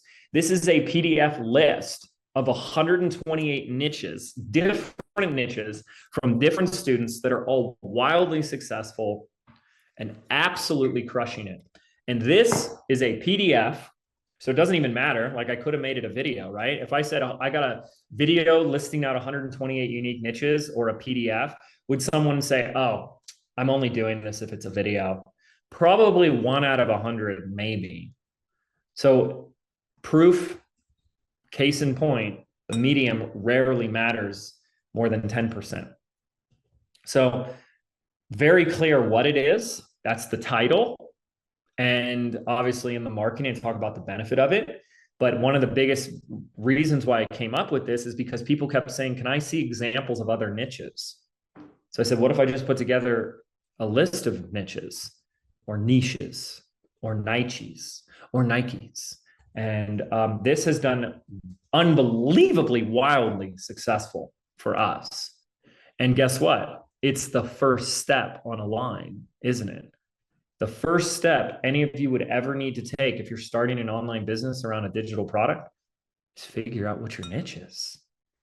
And that's the first step. Guess what the second step is? Well, starting to build an audience. And I created a little thing, I don't know if you guys knew about it, called Your First 100 Leads. Yeah, there it is. James is going to go wet a metaphor with you. Wet a metamore for you. So Your First 100 Leads. Notice very clear titles.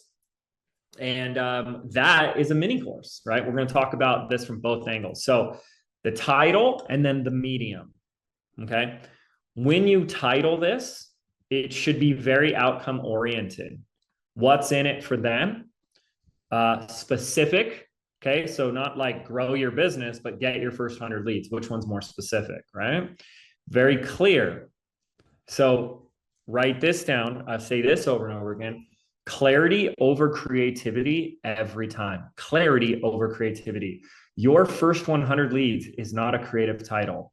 128 niches is not a creative title. It's very clear and very specific and outcome oriented.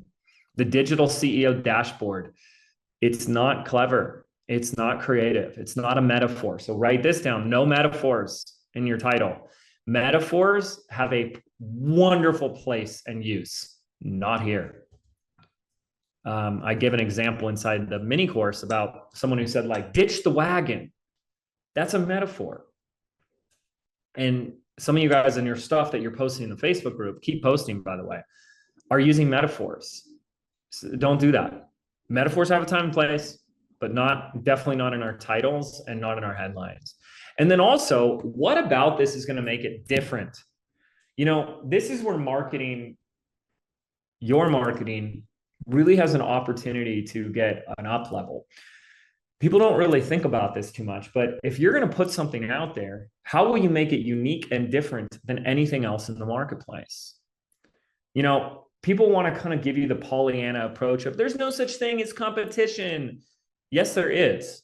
There is absolutely competition. There's never been more competition than right now. That's just a fact. There is if you're good, okay, and you're growing, there is someone out there that is watching your stuff and they're going to try to rip your stuff off and make it their own. That's just a fact. There will always be a quote unquote competitor. The truth is you don't have to let competitors, you don't have to give your power away to competitors. You don't have to let competitors take you down. You don't have to be in fear about competition.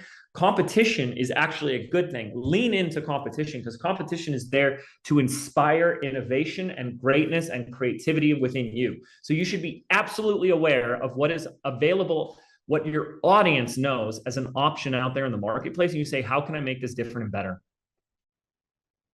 So let me give you a little insight into this. We saw quote unquote competitors selling list building courses when I first created First 100 Leads. And I said, I'm going to create my list building course, and I'm just going to give it away for free.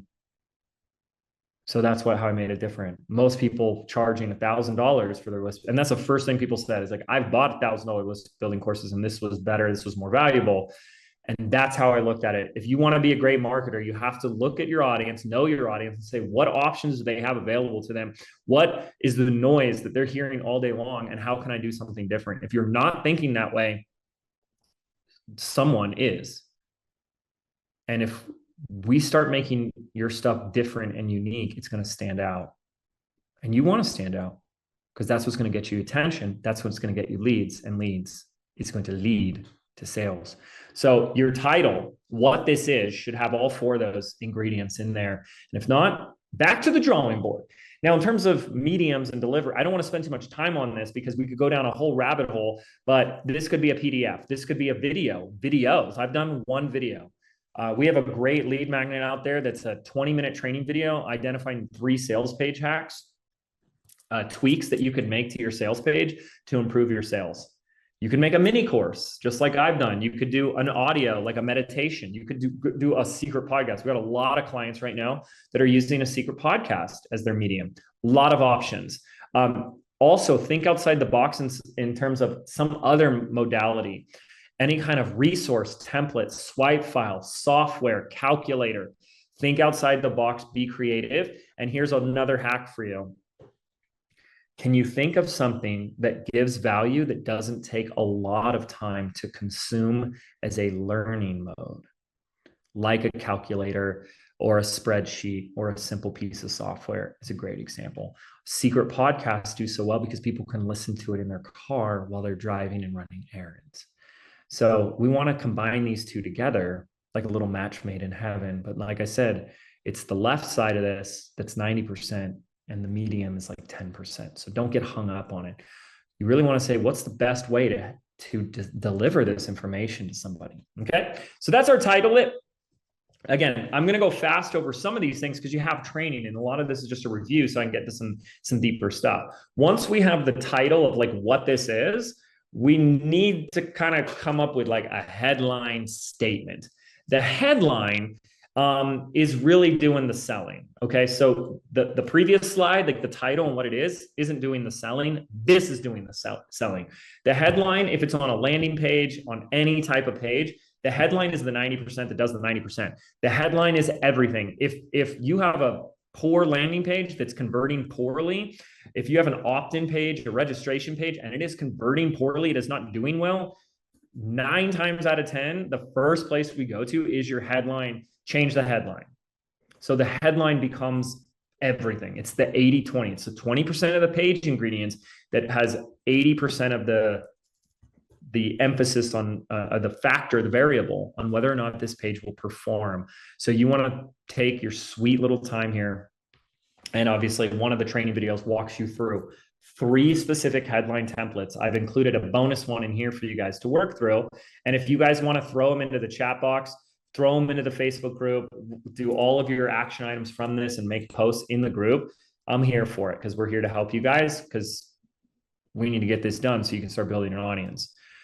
Here's some ingredients that should be included in the headline. Avatar. You know, you can have 3 type pieces to a headline. You can have the pre, the headline, and then like the post.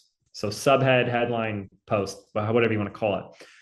And if all of those 3 together should have these, first of all, the avatar of like who this is for.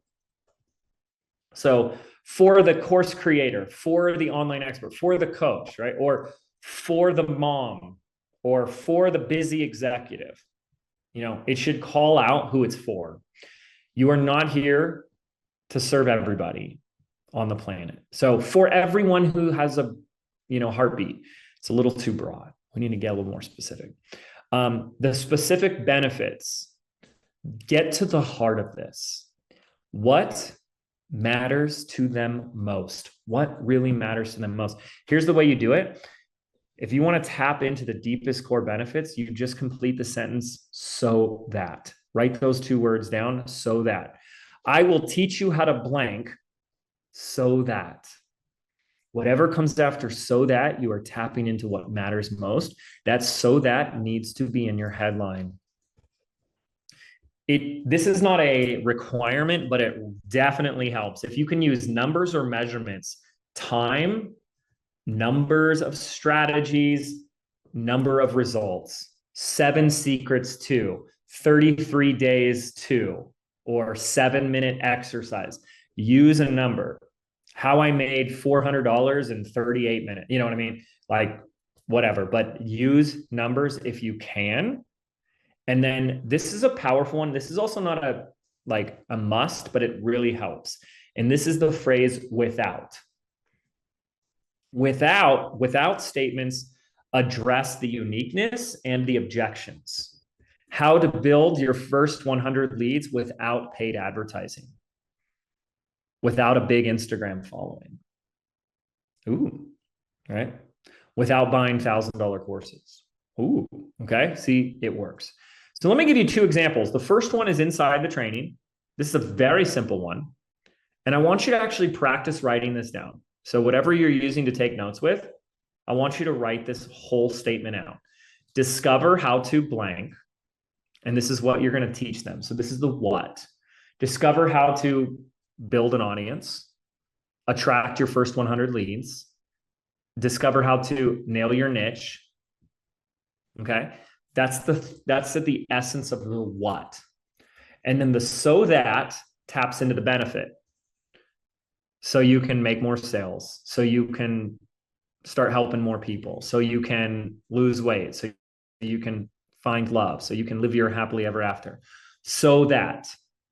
And then the without is the big objection that they're like, ugh, but I don't want to have to blank. So discover how to get in the best shape of your life. So you can, or discover a powerful, I'm just going to use a cheesy one. Discover a powerful weight loss secret that will, so you can change the language, that will, shed unwanted body fat without ever having to work out, without painful workouts, without wasting hours on the treadmill, stuff like that, right? So write that out and see if you can fill in the blanks and really get in the practice of this. And once you have one completed, I want you to see if you can do it again and do it better, because I'm going to let you in on a little secret. Sure, you can use your little chat GPTs, but here's the thing. If you learn these little tricks, you will be better than chat GPT. I'm not trying to brag, but I am still better than chat GPT. So until chat GPT is better than me, I'm going to use my own stuff to write my best copy. But anytime we test anything with a chat GPT headline, my stuff converts better. So when you improve your skills and your ability enough, which is what I'm helping you to do here, it's still going to be better than a robot, which is wonderful. I think it's really cool to have these skills. So once you have one, see if you can do a second one. Same format, but try to use different words. And what you'll notice is if you did this 2, 3, 4, dare I say 5 times, they'll get better. And the best one might be like your second or fourth one, or, buried in there. So don't just do this once and post it like it's done. In fact, the thing that I do is anytime I'm working on a headline, because it's the most important piece, I will come up with 30 headlines. And it should be really hard to come up with 30 headlines. So I'm only asking you to come up with 5. But just 5 from this variation will get you clarity on what's going to really do the best. Now I have a second one on here. And this one's a really fun one, which puts the time number into it. Give me blank and I'll show you blank. So give me 32 minutes and I'll show you how to blank. And you really want to hit a specific benefit there. So that's one for you to try out. I want you to write that one down and see if you can come up with 2. How's everybody doing in the chat box? Good. You're getting lots of questions. Good. I've got Jenny over here grabbing your questions to give to me. So if we don't lose them, I'm going to do my best to answer as many of them as possible. So you guys should have, let me know in the chat box, yes, got it. You've written at least 2 of each of these, and just practice this. And if you practice enough, you're going to have one that's like, this is my $1 million headline. That's what I want. I want you guys to have a $1 million headline, because if you can get really great at writing headlines, that means you're really great at getting attention and getting people to take the next step. And that's what this is all about. And this is really important. You can't really avoid this if you want to build an audience and sell your stuff. So we learn how to write great headlines. We're going to unintentionally be building a lot of other skills that will serve you along your path. Okay, so that's the headline, but here's the piece I really wanted to spend time with you today. Okay, so this is where the majority of our training should be, which is like the hook. Now, people traditionally just think a hook is one sentence, and I would say, sure, I can see that, but really the hook is everything that's going to get me to say, I'm interested in your lead magnet. I'm interested in this freebie. It's the first point of communication. Your hook can be on a Facebook ad, at the end of a podcast episode. It can be an Instagram reel. All of that is what we'll talk about in live training number 3, which I think is going to be the most powerful training, because right now we are doing some super cool stuff over on Instagram where we're getting hundreds and hundreds, like one post alone got over 500 leads. And you're going to see how this all comes together. But we have to do the marketing first. Okay. So the hook is like super, super important. So maybe you want to draw this out as I create it, but this is a really important thing. What's going to help you with all of this is understanding these 3 distinctions that I think will be pretty mind-blowing. When it comes to our content, when it comes to what you're putting out there, there's this first circle. So you can draw this first little circle. And in this first circle, everything in this circle represents what your audience already knows. So you have to really think about this. What is it that my audience already knows about this topic? About me, about the problem that they're in, and about the solution that they want. What is it that they already know? Okay. And then there's a bigger circle. And this bigger circle represents everything within the circle of what they don't know.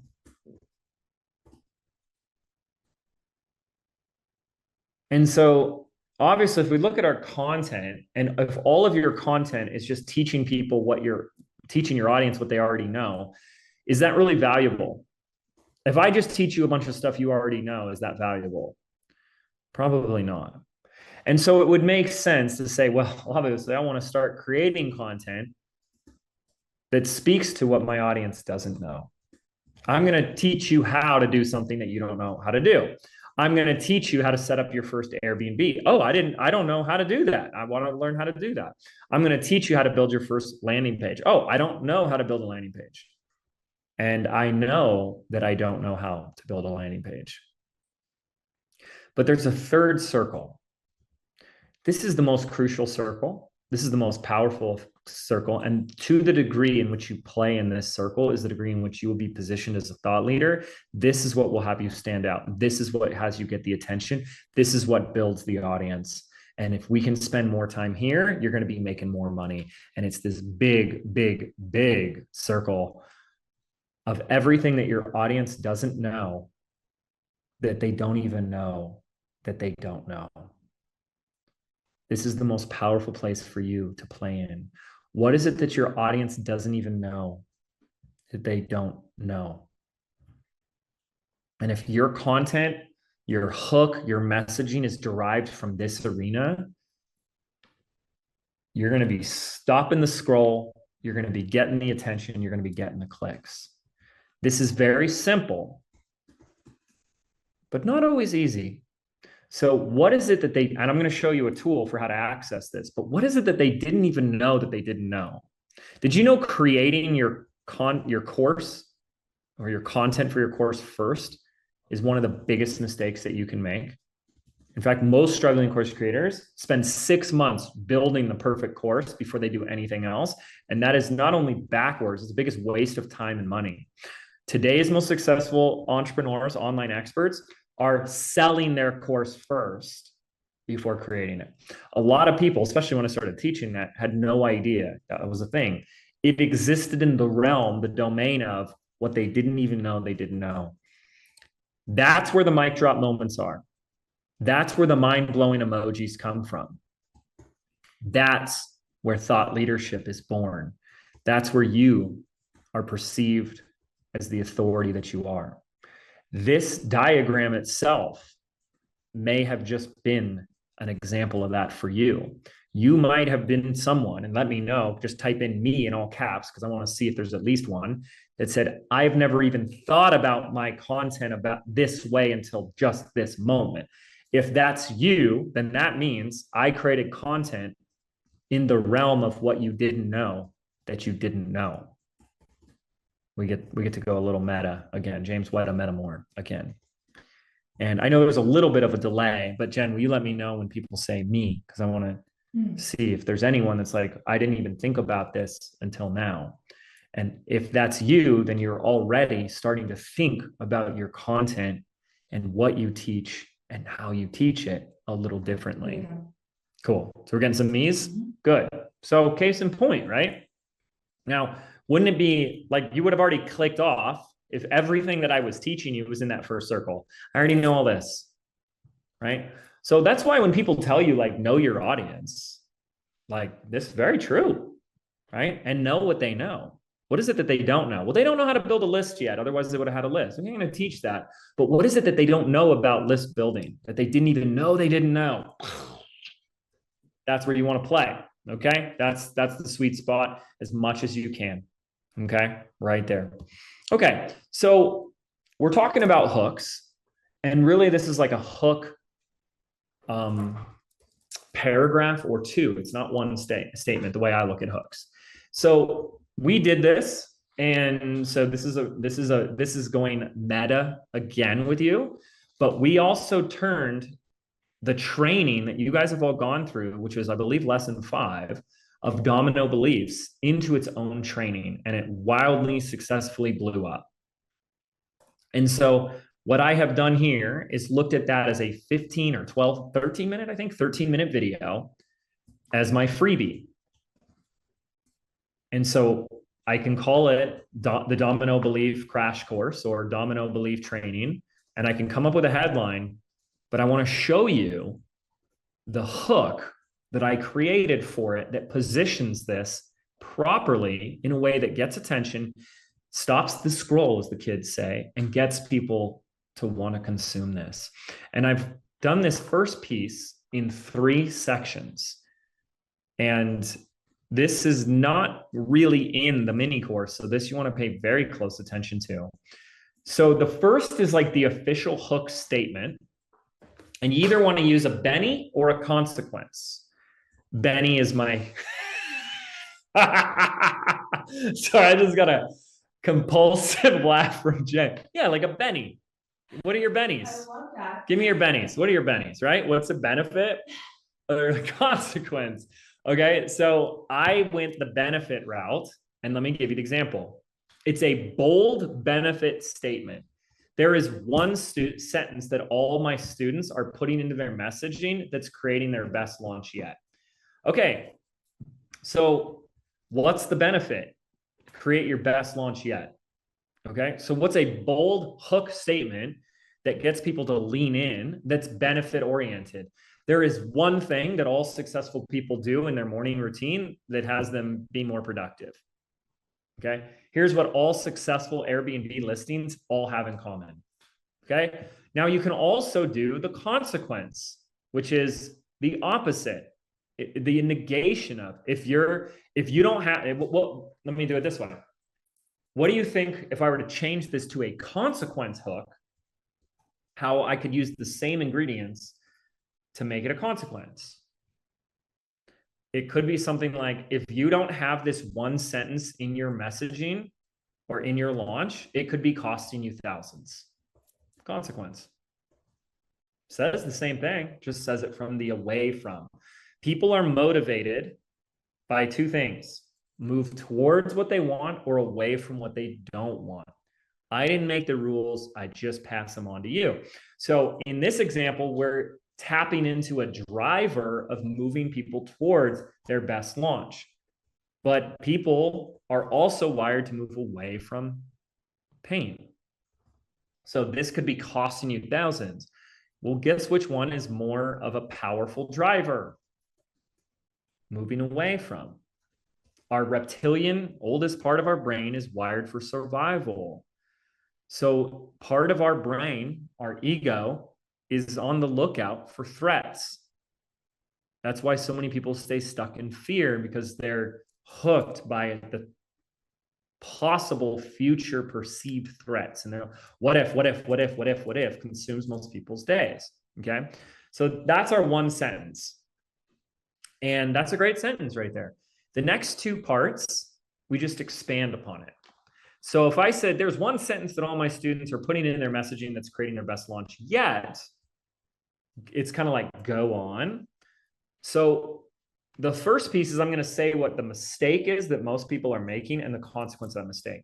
So I could continue by saying, you see, most struggling course creators make the mistake of over teaching and over delivering in their webinars and launches or in their promotions and funnels. And as a result, consequence, they overwhelm and confuse their audience, which prevents them from ever buying from them. And chances are you've been on a webinar where you were completely overwhelmed by how much you were supposed to do or consume that you hadn't been doing, that you said, I'm good, I don't need any more. Okay. So I'm showing what not to do, which is the mistake. And then I want to replace it with the better way. And the better way is to use a domino belief. Until people know why your vehicle or solution is the best way, they probably won't listen. I'm going to move my little, can't see my little, hold on, you guys. Let me get the guy out of the way here. There you go. Until people know why your vehicle or solution is the best way, they probably won't listen to any of your content, no matter how valuable it is. That's why having or creating your messaging around your domino belief statement is so important. Okay. So those are the first three pieces. A one sentence to lead in, and then I combine the mistake with the consequence, like what not to do, and then I replace it with here's what to do instead. Now, if this is the first time you're hearing this, don't worry, I got more, but don't overcomplicate this. It's what are they doing wrong that would obviously have them not get results, and what's the consequence of doing it wrong? That's why it's wrong, because it doesn't end in the way they want it to. And then we introduce the better way, which is related or connected to your freebie. Okay. Now, we then want to give people a call to action. Part of this whole hook is to give people a call to action, right? So the first thing is I want to really convey that you can't just do this alone. That's a real key piece of this. So the first thing I say is I go, so if you want to learn this, there's actually 3 crucial ingredients that you need in place with your domino belief if you actually want to get it right. Ooh, now I need to know what those 3 ingredients are. And then I go to what I've got. So here's what I've got for you. You can even say that statement. I've created a powerful 13-minute training video that walks you through how to create your $1 million domino belief statement. Here's what it will do for you. Here's the Benny. So you can finally experience profitable launches that leave your audience thanking you for the value you gave them. And then to make sure to tell them what to do. Leadership language. Leadership language. So click the link below. Click the button below. Comment blank, or do this thing over here, or register. What I notice a lot of new entrepreneurs, they are not using this powerful, unapologetic leadership language. They're like, so if it's not too much trouble, if you wouldn't mind taking the time. No. Tell your people what to do. This is a call to arms. So do this now. Just like if I went to you and said, okay, guys, go to www.businessbydesign.net. And when that page loads, I want you to submit your email and get on the priority wait list for our launch happening this June 6th. I'm not saying, is it okay if would it be too much trouble? Please don't do that. You're already diminishing your perception as an authority when you supplicate and get on your hands and knees and beg your audience to take an action that you want them to take. Lead your people to victory. So click the link. So register. So comment blank to get access to that training right now. So here's my whole hook formula. I'll kind of go through it in really quick ways. If I'm doing my 13-minute training on domino beliefs, it might look like something like this. Did you know there is just one sentence that all of my students make sure to include in their messaging that's allowing them to have their biggest and most profitable launches yet? Let me explain.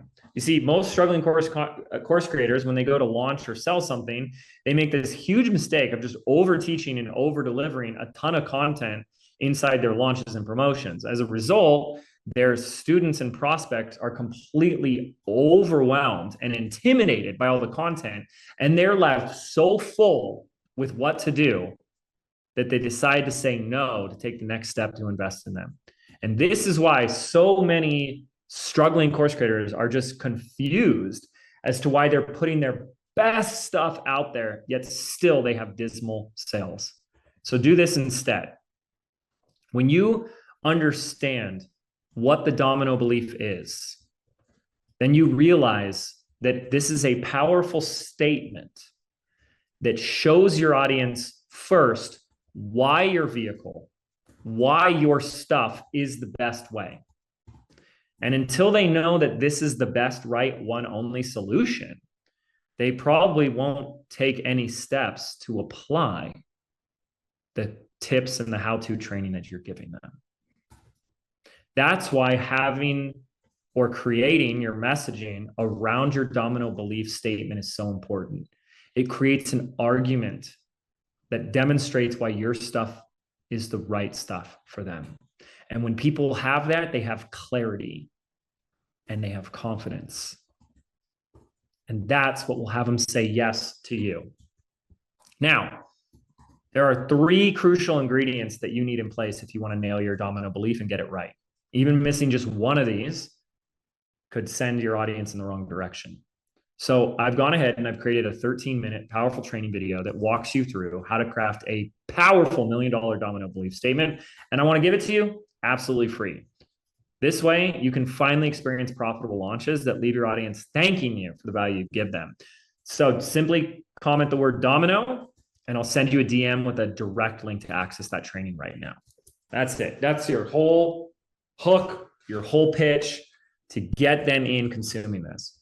Note, I want you to begin to notice how much the language that you use around your freebie is everything. Yes? Is this helpful? Is this making sense? Do you feel like with a little bit of work, you could work your hook and get this grooving, get this out there, and get this polished? I'm hoping the answer is yes. If you're still struggling with this, the last couple of lessons, I can't remember, it's like lesson 9, walks you through the framework of how to create that. And I've put it all on this page for you guys because this is a patented process. I think this is one of my favorite things. Like domino belief is amazing, absolutely. But so is this. And you use them in conjunction with each other. It's like just you're unstoppable. This is a matrix quadrant of communication that I've put together for you. And if you can nail all 6 of these things, you will always have powerful communication when you're trying to stop the scroll and get attention. The first is we want to play in that realm of things they don't know that they don't know. What the lead in for that, the tripwire into that, is identifying their mistakes. If you can identify and call out the mistakes that your audience is making that they didn't know they were making, you're playing in that realm of what I didn't know I didn't know. Let me say that again. If you can begin to speak to the mistakes that your audience is making, that they didn't know that they're making, what's a mistake that they're making that they didn't know that they're making? You have just tapped into the most powerful thought leadership realm, which is what I didn't know that I didn't know. So this is the entry point. Identify their mistakes. Now, behind every behavior, which is a mistake of action, is a belief. So behaviors are predicated by beliefs. What is the thinking, thought process, or perspective behind that action? And we want to reveal that as well. And then if I, basically from left to right, if I believe something to be true, then I will take this action. But because it's a mistake, it's going to lead me to a consequence. Okay. If I believe that cake is really healthy for me, so I eat it 3 meals a day, then that's going to lead to a very serious consequence. Cavities, weight gain, getting really sick, just feeling like crap all day, right? That's clear. That's obvious. But I did that because I believed that it was good for me. I'm just giving you a very simplistic example. Not that people go around believing that cake is good for you. Okay, now we flip it and we do the opposite, which is, well, if the mistake is the wrong way, then what's the better way? What's the right way? What's the best way? What's your way? And there's a belief behind that, isn't there? There's a perspective behind that. And if I follow that perspective and we can enroll your audience in this new way of thinking, because that's what a thought leader does, then they will do that better way and it will lead to a benefit. And if you want to take this and then enhance it even more, you can start to assign identities to it. So struggling course creators make the mistake of spending 6 months creating their course before they ever put it out there. As a result, they spend 6 months working their butt off, not making any money, and worst of all, end up making something that their audience didn't even want. Whereas the most successful course creators, and this is what I did as well, know that the best way to create a course is to sell it first. That's the better way. Because when you sell it first, you get proof that people actually want it and you can deliver it live. When you do that, you get paid up front, you get proof that you actually created a great offer, and you get testimonials and real students by the end of it. So I just took you through, don't do it this way, do it this way, okay? So that is in training 9 or 10, I can't recall, I apologize, but it's in the last couple of your homework. And that walks you through how to do that. If you guys want me to do an example in real time, I'm more than happy to. What I would need is for you to give me in one sentence in the chat what your niche that your audience is and a mistake that they make. So you got to pick a mistake and tell me your niche and do that in one comment. And if Jen, if you find a good one, I can use that and I'll show you an example of this, okay? And we can have a lot of fun with that. So you'll see that this is really simple to do once we get used to this type of phrase it again so I can type your prompt in the chat. Yeah, so I'm looking for, if you want to use as an example, I'm looking for an example that I can build off of this. So all I would need is what's your niche? Like, what do you teach? And a mistake that your audience is making. Now, as you guys are typing that out, what we don't want is like a mistake, like they're not taking action. That's a lame mistake. You want something that they don't know is a mistake. You know, like if someone says, oh, my audience is weight loss and they're eating junk food, they're not eating healthy. That's like, obviously they know that, but what's something they didn't know is a mistake? And if we get a good one, I can give you guys an example of that. Do we have one? You let me know as soon as you. Okay, I've got questions coming in too. So good. And then that is basically it. I'll just show you guys like we'll do an example of this in a moment, but and we'll play around and then answer questions. Your homework, this is like the final piece to wrap this up. This is how we start getting this out there and build your list, okay? So training 1 was connecting the through line of what we sell to what our freebie is. Training 2 is like, what is the marketing around the freebie? And then training 3 is like, how do we get it out there and start building your list? And we have students that go through this training and they are getting their first 100 leads. So that's the opportunity you have. I would love that to be you. Your homework will be to complete the training. It's 6 more videos, 1, 2, 3, 4, 5, 6. They're not too long and it walks you through very specific ways, including some cool stuff that I'll be teaching with on our Thursday call about how to use Instagram. It's super awesome. Jen, you got one? Yeah, sorry. Every time they put something new in the chat, there's a lot, yeah. See if you can give me a niche and a mistake. Okay.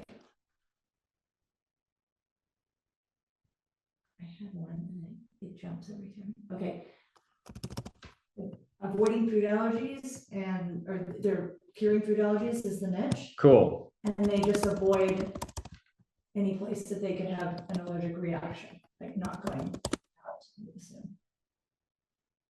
Okay, cool. Yeah. No, that's great. Okay, avoid going out.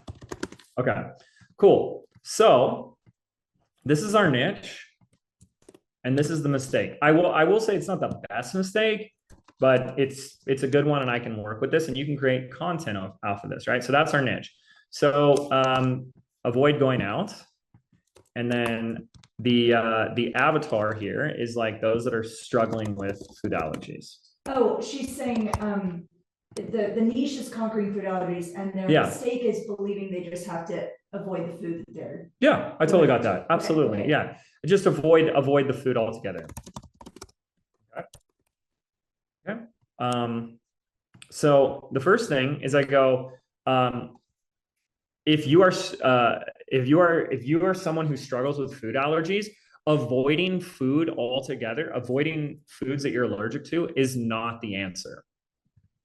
Okay, so there's my like hook statement that I'm leading with. Most people that I see in the last 10 years of being a dietitian or nutritionist who struggle with food allergies continue to make the mistake in concluding and just resigning their life to say, I will just avoid this type of food altogether. As a result, they never go out. They can never enjoy restaurants, and their life has been so constricted to so few foods that they're in more pain by avoiding foods they love than the pain they would have from food allergies. So again, I'm just making up stuff. I don't know your audience, so I don't know the right things to put in. And that's because they believe that there's no other way to conquer food allergies than to avoid food altogether. So I just did that, okay? Now, for me to accurately do the next part for you, I would need to know what the better way is. I am just going to make up an example, and I'm got to give an asterisk. I'm not the food allergy expert, so I could be wrong and just be talking out of my arse here, but it's just to give an example. With 10 years of experience, I'm here to tell you there is a better way. In fact, when you understand what's actually going on in the body, you can actually cure most food allergies. So instead of avoiding food altogether, there are specific remedies and antidotes that will allow you to overcome and conquer your food allergies so that you can live your freaking life again. So that you can go out, so that you can spend time with friends and family around the dinner table and have those experiences that you feel like you've not been able to have in your life. Okay. And that's it. Now, what I chose as the better way was to, remedies that can cure food allergies. Again, I don't know your niche, so you'll have to put something here that is the better way. So what they're doing is they're just avoiding food altogether. And then there's a big consequence to that. And that's because they believe there's nothing that they can do to conquer their food allergies. But if we said you actually can, what is it that they would need to believe that would have them believe this? And then what's the benefit of that? And in fact, I've created a free recipe guide of my top 3 remedies that can help you conquer food allergies. Or maybe it's something that's like alternative recipes, that you can have alternative healthy recipes that don't conflict with your food allergies. So again, what you want to put here is completely your expertise, but you see an example of that action. Hopefully that helped. Hopefully that made sense. And that becomes your hook. We kind of have this one powerful statement. We give more context by saying, here's the mistake, here's the better way. And then we give to call to action. So here's my one for 128 leads. 128 leads. Combine that. 128 unique niches. If you don't know what you're known for, how would anyone ever know you, let alone buy from you? When it comes to creating an online business, the first most crucial step is nailing your niche and identifying what it is you do and who you help. Unfortunately, this is where most struggling course creators stop and stay stuck. They make this such a big, overwhelming topic in their head that they never move forward. And as a result, they can't create any content, they can't get out there and reach an audience, and they definitely can't make any sales. So there's my first 3: belief, mistake, consequence. And then I could say the better way is, I would say what I've discovered in 17 years is that your niche comes, I want to change my angle. I would say something like, most people are waiting for their niche to smack them in the face before they take action. And nothing could be further from the truth. Action creates clarity. And I'm going to help you take the right steps in the direction of your niche so that you get the clarity you need. And the niche that you are here to step into, the audience that you're here to serve, will emerge and become very, very clear. I've created a 30-minute, here we go. I've created a 30-minute training video that walks you through a powerful but simple exercise that allows you to get the clarity you need on what your niche is, so you can finally get out there, start creating content for them, and begin to sell your stuff to the people that you're meant to serve. Simply click the link below and grab that video absolutely free. You want to do another one? Sure. Okay, Quinn's niche is migraine cures. Okay. And the mistake is people thinking it's genetic, so they just take medication. So the mistake is take medication. Mhm. The belief is Pharmaceutical medication. right. The belief is can't be cured. Is that what she said? Can't be cured without pharmaceuticals. Can't It's be- genetic. Oh, it's Yeah. genetic. Okay. Yeah. So if I'm going to start with this Benny or consequence, I could say taking pharmaceutical medication is one of the worst things you can do if you suffer from migraines. Or if you suffer from migraines, taking pharmaceutical medication can be one of the worst things that you can do.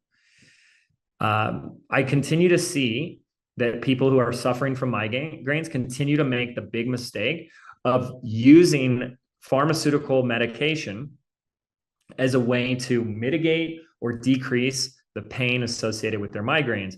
And that would make sense that they would do that because they believe that this is genetic, there is no solution for it, and this is something they have to live with. But as a result, all they're ever doing is addressing the symptoms of the migraine and never getting to the root cause. And so, and then now the better way is once you identify the root cause, you can actually begin a process to heal yourself naturally and in a healthy manner so that you no longer have to live a life where you're popping pills and suffering from migraines to the point that it inconveniences your life, something like that.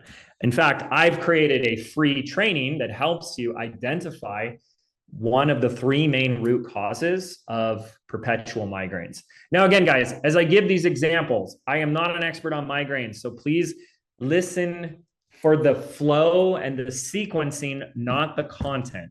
If there's there's always someone who's like, that's not true about migraines. That's not true about allergies. I'm sure it's not. Maybe it is, maybe it isn't. I do my best, but I am not here to ever be an expert on allergies or migraines, but I am here to give you the sequencing. You must be the person that does that. Like I could do all 5 of these for you, but the one I could never do is this one. So I had to put in my own thing. So I hope that makes sense. I hope you guys are getting this, because if you nail this, you're going to be nailing it out there. If you nail it in here, you're going to be nailing it out there and you're going to be able to get attention. And in the last training, I'm going to show you how we're putting this out there on Instagram. Like I said, I had one post that had over 500 leads in like 24, 48 hours. And we're doing that like almost daily right now. And across the board, not just, Instagram, Facebook ads, even already to your email list, you can get them to opt in for something else. So that's a different conversation. So I hope this helps. This is your homework to wrap it up, and then do your best you can to get through this. And we're going to get to lesson 16. We're going to be on Thursday. We're going to review some of our biggest distinctions from the mini course. And I'll share with you guys some cool stuff we're doing on the Instagrams. Okay. So what I'll do here is I'll take a few more minutes of questions. I want to try to keep these trainings as short as I possibly can.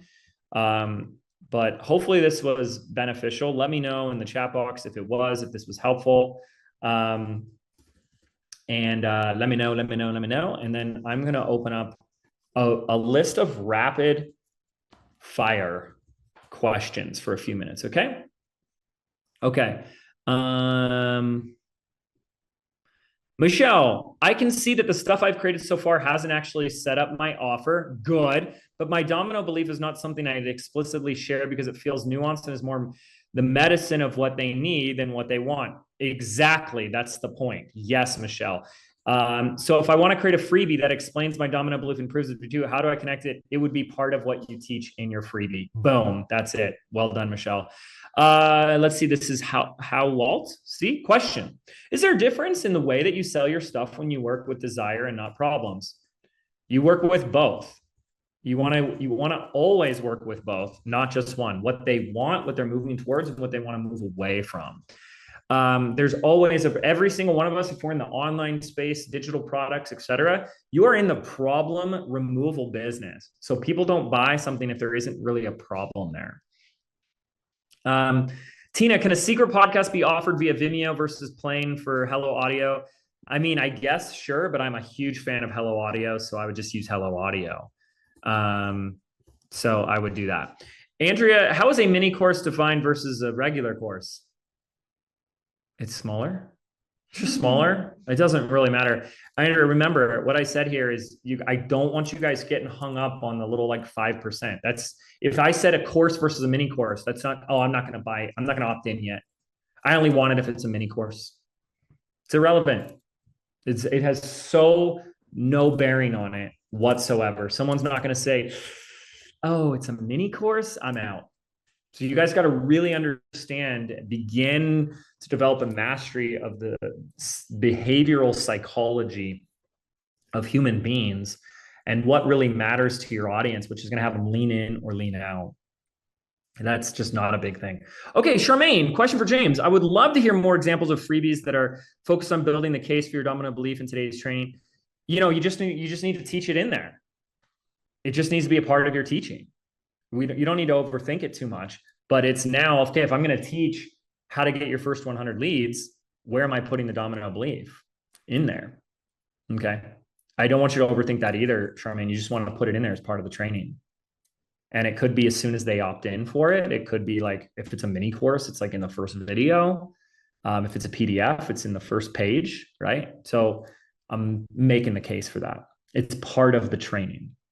Janet, if you've gone through each step, but when you go out and ask your audience and you get 0 responses, would you just keep going until you get a response, or do you do it anyways because your existing clients see it as valuable? Well, if your existing clients see it as valuable and they want it, then you've validated it. So you have to really look at it in context. Why is no one responding to this? Is it because you don't even have an audience and it's not in front of the right people? Well, then that's, you know, we're really starting at square one, and that's fine. You're just looking to say, does my audience want this? So you really have to get to the root cause of saying, why am I getting 0 responses? Is it because no one saw it, or because no one who saw it wants it? And answer that question. Good job, Janet. Okay, Harj, in a recent podcast episode, you mentioned hosting webinars every weekly to grow your email list. Yes. Would it be okay to offer the same webinar over and over? Yes, yes, yes, yes. And would it have to be the same promotions at the end? Yeah. Would we have the same promotions at the end? Yes, yes, yes, yes. But once you start doing weekly, you want to get into new traffic strategies like Facebook ads. So this will be in Thursday's training and your homework. But at the end of the day, launching will be your greatest, biggest, most powerful list builder. So launching a webinar, doing a training, live training is going to be your best. Okay. So you can either combine them as one or set them up as a 1-2 punch. You can have a little freebie and then invite them to a webinar, or you can start doing webinars. It's the same thing, right? How does this all work with the confidence niche? I feel like it's really hard to talk about tangible benefits. Yeah. That's because, and people tend to hate me for this, but don't, you know, hate the messenger for the truth. Confidence doesn't really sell. I hate to break it to you, but confidence really doesn't sell. For years, people come to me and they say, I'm struggling to sell my product on how to have more confidence. And I tell them it's like, because confidence doesn't sell. And people either listen and they're coachable, or they go, I'm going to find a way. And then they continue to struggle. But confidence as an online course is a really hard sell. Because confidence, first and foremost, is contextual. You know this to be true because a mom could be very confident with how she parents her child, but maybe lacks confidence when it comes to starting her business. So it's contextual. So you've removed the context first and foremost and made it a very internal, intangible thing. And so based on a lot of experience, I would highly recommend moving away from the transformation just being confidence. Bottom line is everyone wants more confidence. I think confidence is one of the most universal things that people want more of, but they want it as a byproduct of something else. For example, how many of you listening to me now would love more confidence in your content, love to have more confidence in your ability to sell, would love more confidence in your ability to stand out, show up, and serve? And I should get a lot of yeses. So what if I just create a course on how to be more confident? It's not going to sell. But if I said, here's a training on how to be far more effective of what to say and what to do when you're selling, and sell in an authentic, powerful way, more people would buy that every single time than a course on confidence. Now, I hate that I'm the bearer of bad news, but it's better for me to give the bad news than to waste 6 months going in the wrong direction. So get to something more tangible is the kind of TLDR of that.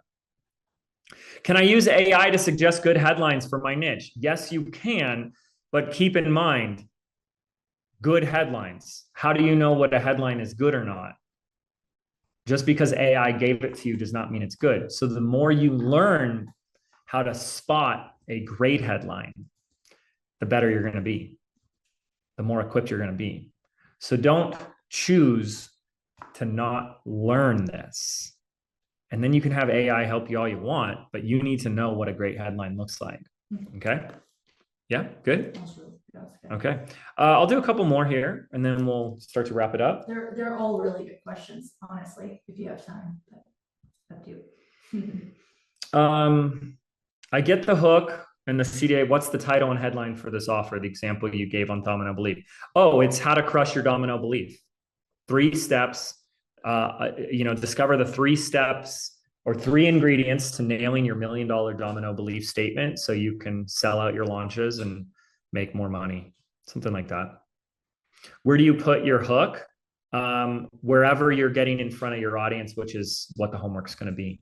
Could be an Instagram post, anywhere on social media. Like I said, it could be the end of your podcast episode, the beginning of your podcast. It could be a Facebook ad. It could be in your Facebook group. That's where your audience is. It could be in a YouTube video. That's what the next 5 or 6 videos is about. Please ask about the difference between IDing mistakes and problems versus desires. Selling art is my subject. A mistake is an action someone is taking that is not going to get them the result. A problem is an unwanted circumstance, and a desire is what they actually want. Pretty simple. Jessica, can a lead magnet be about mistakes a person is making that is keeping them from a desired outcome? You know, it's a great question, Jessica. I don't love those types. I'd rather, like, if you're just going to tell me what the mistakes are, it's like not enough for me. It's like what to do instead. I really think it should include if you just remove the problems but don't give me the answer, it's not enough for me. So if I said there are 5 common mistakes, which one are you making and what to do to fix it, it's going to be a lot better. Hopefully that makes sense. Michelle says, I get how this mistake machine works to create content, but not clear on how this relates to the domino belief. Is this supposed to be making the case? No, I think I've already answered that, but this is to sell your freebie, and your freebie needs to reveal your domino belief. Salima, can you please show an example with all 3 hook, headline, and title? I did that. Yeah. How do you prevent yourself from going into fear-based marketing? Are you afraid of going into fear-based marketing? Be really clear what the benefits are and lean towards not. Well, here's the thing is like, you know, a lot of people can get really sensitive to this, but the reality is people are already in fear. So it's not fear-based marketing to connect with where somebody's at. And so people think that connecting where someone's at is fear-based marketing. They've lost the plot. You're not creating fear. So if you want to create fear, if you want to go around saying, if you don't do this, you know, if you say AI is taking over tomorrow and you're doomed if you don't, you're left behind. Yeah, you're being a little aggressive. But that's nothing that I'm teaching here. But if you're not speaking to what's already weighing on somebody's heart and mind, then you're probably being very ineffective with your ability to connect with another human being. You know, if I sat there and I said, if you've been laying in bed at night, second guessing your whole business and wondering if you're even going in the right direction, and you already know that the people that care about you and know you the best are doubting what you're doing with your life, and you contemplate whether or not you should give up on this or not, you know, that's not fear-based marketing. That I'm speaking to a fear or a concern that's weighing on somebody's mind already. So you want to look at, am I trying to create fear or connect to the fear they might already have? And there's a big difference in that. But if you're just trying to scare people, you know, if you don't do this tomorrow, you will die. Well, there you go. But you must be willing and able to connect to where your audience is. And most people, sadly, most people are dealing with fear every day. And you guys can let me know, what's a fear that has come up for you about your business in the past 48 hours? Self-generated. Okay. Kim says, how do we prevent ourselves? Oh, wait, that was Kim. Sorry. Alicia, if I help people start and grow a freedom service-based business online, and the number one thing I help them with is to figure out what they're good at and can offer as a service, but I feel like people underestimate the foundation part and want to scale before they even have clarity. How can I connect that to a freedom? I don't know if I'm going to answer this one. That's kind of for you to figure out. That's the mistake. People underestimate the foundation part. So there's your mistake. What's the consequence of that? So that's kind of like, if you find yourself in a place where Alicia is, or it's like, how do I communicate this to someone? Then go back to the framework I gave you. That's the mistake. What's the consequence of the mistake? Identify the struggling avatar and the belief behind it, and then replace it with the new way. That's the answer. And we sometimes, like, I kind of get a sense from like Alicia, like it's almost like we're looking at this as this is a problem.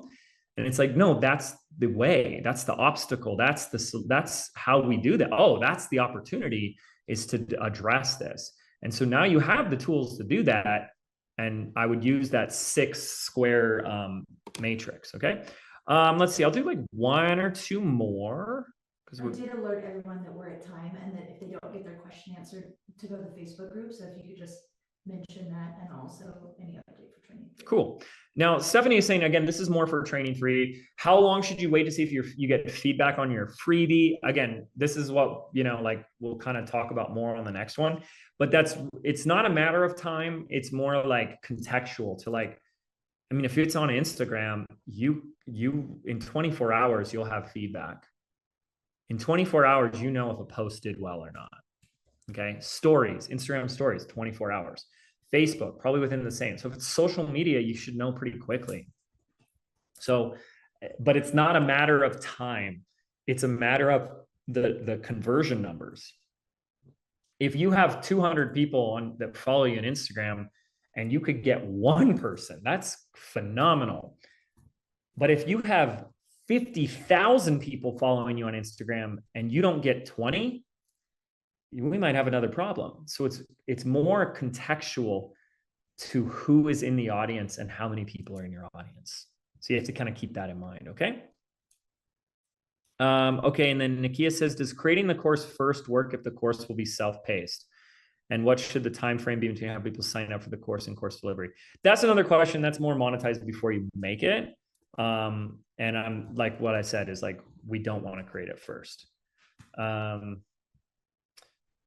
Arcade said, can I create a mini course as a freebie? Yes. And send it to my leads over a series of emails rather than creating a video? Yes, absolutely. Absolutely, you can create an email course. That's why I'm saying, like, oh my gosh, there's so many options for the medium. So yes, you can. Okay. So I know there's probably more questions, but like I said, it's 2:22 now. So it's a good time to start to wrap up. The best thing I can say for you guys now is complete the mini course training because it fills in a lot of the gaps. I'm just here to like highlight certain pieces from the training. We are going live Thursday again, same time, right? No, 3 p.m. 3 p.m. Pacific Standard Time, 3 p.m. Pacific Standard Time. The portal that you are in will have the replay available very shortly. The replay from training 1 is available and all the training videos are in there for you guys. This is where people start to get confused. I'd like you to consider, as I offer this, confusion is happening with one of two areas. Number one, you're learning something new. And number two, you're being confronted. Okay, so congrats if you're confused, you're learning and you need to learn if you want to grow. But number two, now you're starting to go, holy crap, now I actually have to put something out there. Oh my gosh, I'm going to face rejection, failure, criticism, opinions, people's eyeballs on me. And this is where people will go, I'd rather stay up in my head, overcomplicate things and overthink things than just put something out there that will help people and make a difference and build an audience. So I cannot get in your head. I cannot do this for you, but you must be, if you're someone who's committed to actually doing this, because this is what it took from me, you must be the type of person that can have a level of mental mastery that will begin to see or cultivate an awareness of when you can see when you're getting in your head, when you can see when you're overthinking things, when you can see when you're watering down your message and operating from your own fear of what will they think, what will they say, and what will they do? What if they don't like it? What if they don't like me? What if it doesn't work? What if I'm wasting time? What if I'm going in the wrong direction? And say, just shut that up. Get back out of your head and remember a very simple truth. Action will create all the clarity that you desire. So stay in action. And the right type of actions is the action that has you put yourself out there to your audience unapologetically. You're just here to help people. And you're doing something for free. Put it out there. Test it. See what they say. See what they do. Have fun. Be the scientist, my friend. You must experiment. You are not trying to get a perfect record of the first time I did this, it worked and it's amazing. That happens to some people. Most of you got to crack a few eggs before you make that omelet. It's a science experiment. Test, test, test. Try this, try this, try this. You don't know anything about your audience, just as I learn things about you guys every single day. So stop thinking you know everything about them and see what is in their head by testing their actions and behaviors of what they click on, what they comment, what they engage, what they say they want. Once it's out there, action creates all the clarity that you desire. So I'm giving you the action steps. Get out of your head, get into action, and you will see. That's where all the magic is, my friends. Thank you so much. Energetically, start calling your people in. That's what we need to do on this third training. Be the lighthouse, be the magnet, call your people in, and let's start helping people. Thank you guys so much. Have a wonderful rest of your week. I'll see you Thursday. And hey, I'll see you in the Facebook group. Okay, I'm done. Take care.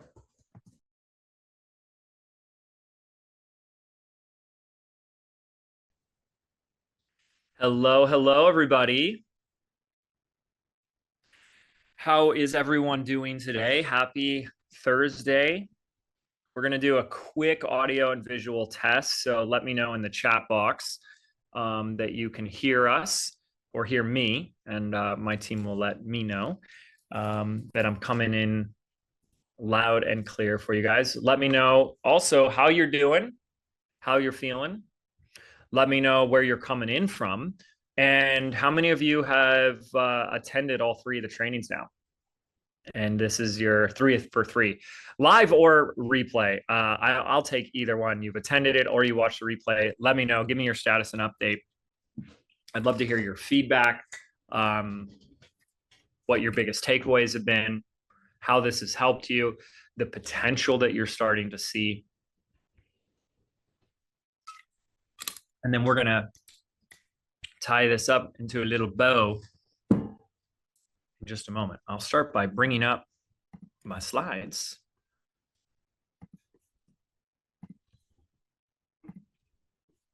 And we'll kick this party off. So hopefully you guys can see my slides as well. This is our third training to accompany the mini course, Your First 100 Leads. Very simple, powerful process that's designed to get you an audience of prospects that actually want to buy your stuff. And it starts with so much of the proper messaging from our domino belief, reverse engineering, what it is you're actually selling, to connect it to a freebie, and how you communicate, how you position that freebie in a way that makes that freebie irresistible. And then in this training, we're going to finish it up with the final 6 lessons. Lesson 11, 12, 13, 14, 15, 16. Isn't that 11, 12, 13, 14? Yeah, 6 lessons. In the First 100 Leads training, which is really about how do we get it out there? How do we start building our audience? As I've been saying since the beginning, you want to build your business, grow your list. Nothing has been more true and powerful in the entire 17 years I've been in business. And the quicker we start getting on this, the quicker you're going to start seeing traction and start seeing growth in your business. And this should be the consistent habit and discipline of what am I doing today? What am I doing this week? What am I doing this month to build my list, to reach new people, to get new people into my world? And these last 6 videos or so are really where the rubber hits the road, because anybody can create a freebie. Anybody can create an amazing piece of content. Anybody can go through the motions, but until we put it out there, no one's going to see it. And we want people seeing it. We want people taking action. So if you guys have finished all of this training, then this is going to be a great refresher. This is going to be a great opportunity to dive deeper on some things. And if, as I continue, I'm going too fast for anybody, don't worry, because you have access to all of this and you have lifetime access to this with the first 100 leads. Okay. Also, I want to remind you that if you're new here or just joining us, please make sure to save the date for June 6th, because June 6th is the first of 3 live trainings I'm doing where we pull back the curtain, pop open the hood, and show you exactly how I've built the business that I've built. It's over $12 million a year.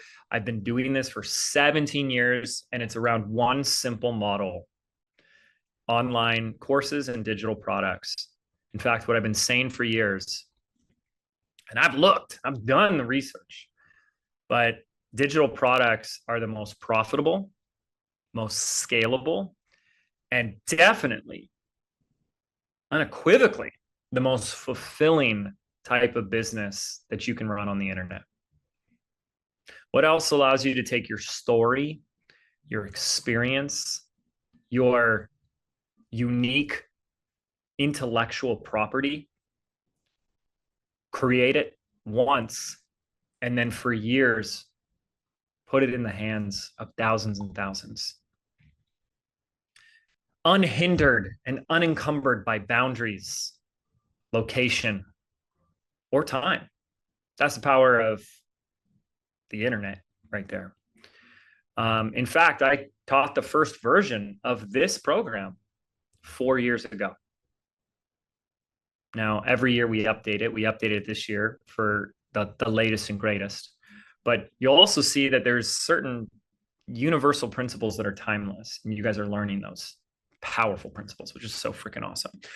So if you go to businessbydesign.net, you can get on the priority wait list, www.businessbydesign.net, and make sure to join us June 6th. It's going to be amazing. Like, we're just getting started here, and there's so much more to cover, because once we have an audience, it's like, how do we turn that audience into customers? How do we build a business around this? How do we make this a profitable business? And right now, I want to let you know, if you're noticing a different background, by the way, in all of my lives, I am currently in my beautiful hometown of Laguna Beach, California. Jen and I are out here taking a little, it's kind of like a staycation because I still have family out here, but we're at a beautiful little boutique hotel in Laguna Beach. And other than doing this training today, I am like, in vacation mode, relaxing, resting, having a good time for the next couple of days. And that's what it's all about. For me, that's what it's all about. I had a copywriter that we hired years ago, and she says, well, I want to write some copy for you, but I want to ask you some questions. And that way I can get to know you and your style. And she asked me a question I'll never forget. She goes, what does success taste like for you? What a weird question, by the way. What does success taste like? And I laughed at first when I heard that. I was like, that is the weirdest question. What are you asking? And then I had the answer come to me. And I said, oh, that's easy. Room service. Success tastes like room service to me. I don't know what it is. Food just tastes better when it's handed to you on a platter in your hotel room. And that's what success is like for me, because, you know, one of the things that I've always loved is celebrating your wins and your accomplishments with little mini vacations.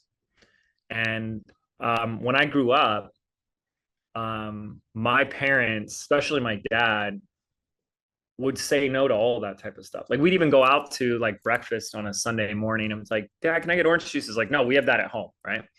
And so you definitely were not getting room service when you're staying at a hotel because it's so much more expensive. And it's so funny today that's like, those are the things I always want to say yes to. And that's my version of success. And we each get to create our own. And that's really what business by design is about, because it's really about a life by design. So let's cover or recover or recap some of the most important pieces of this section of lesson 11 through lesson 16. And if at any time you have questions, we have the chat box. The wonderful Jenny Finley is standing by to field all your questions and throw them my way so that I can assist you as much as possible. Traditionally speaking, at this point in time, what we're doing is exchanging energy for contact information. We're exchanging our content for their information. And in most cases, what we would need is these two pages, the landing page or the opt-in page.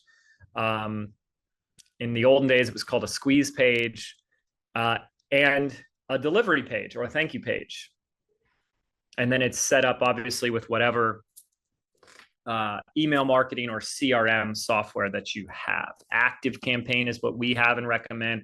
Kajabi is what we recommend to a lot of our students that are getting started, because it's an all-in-one software, but people are using everything. And today, folks, I really truly mean it.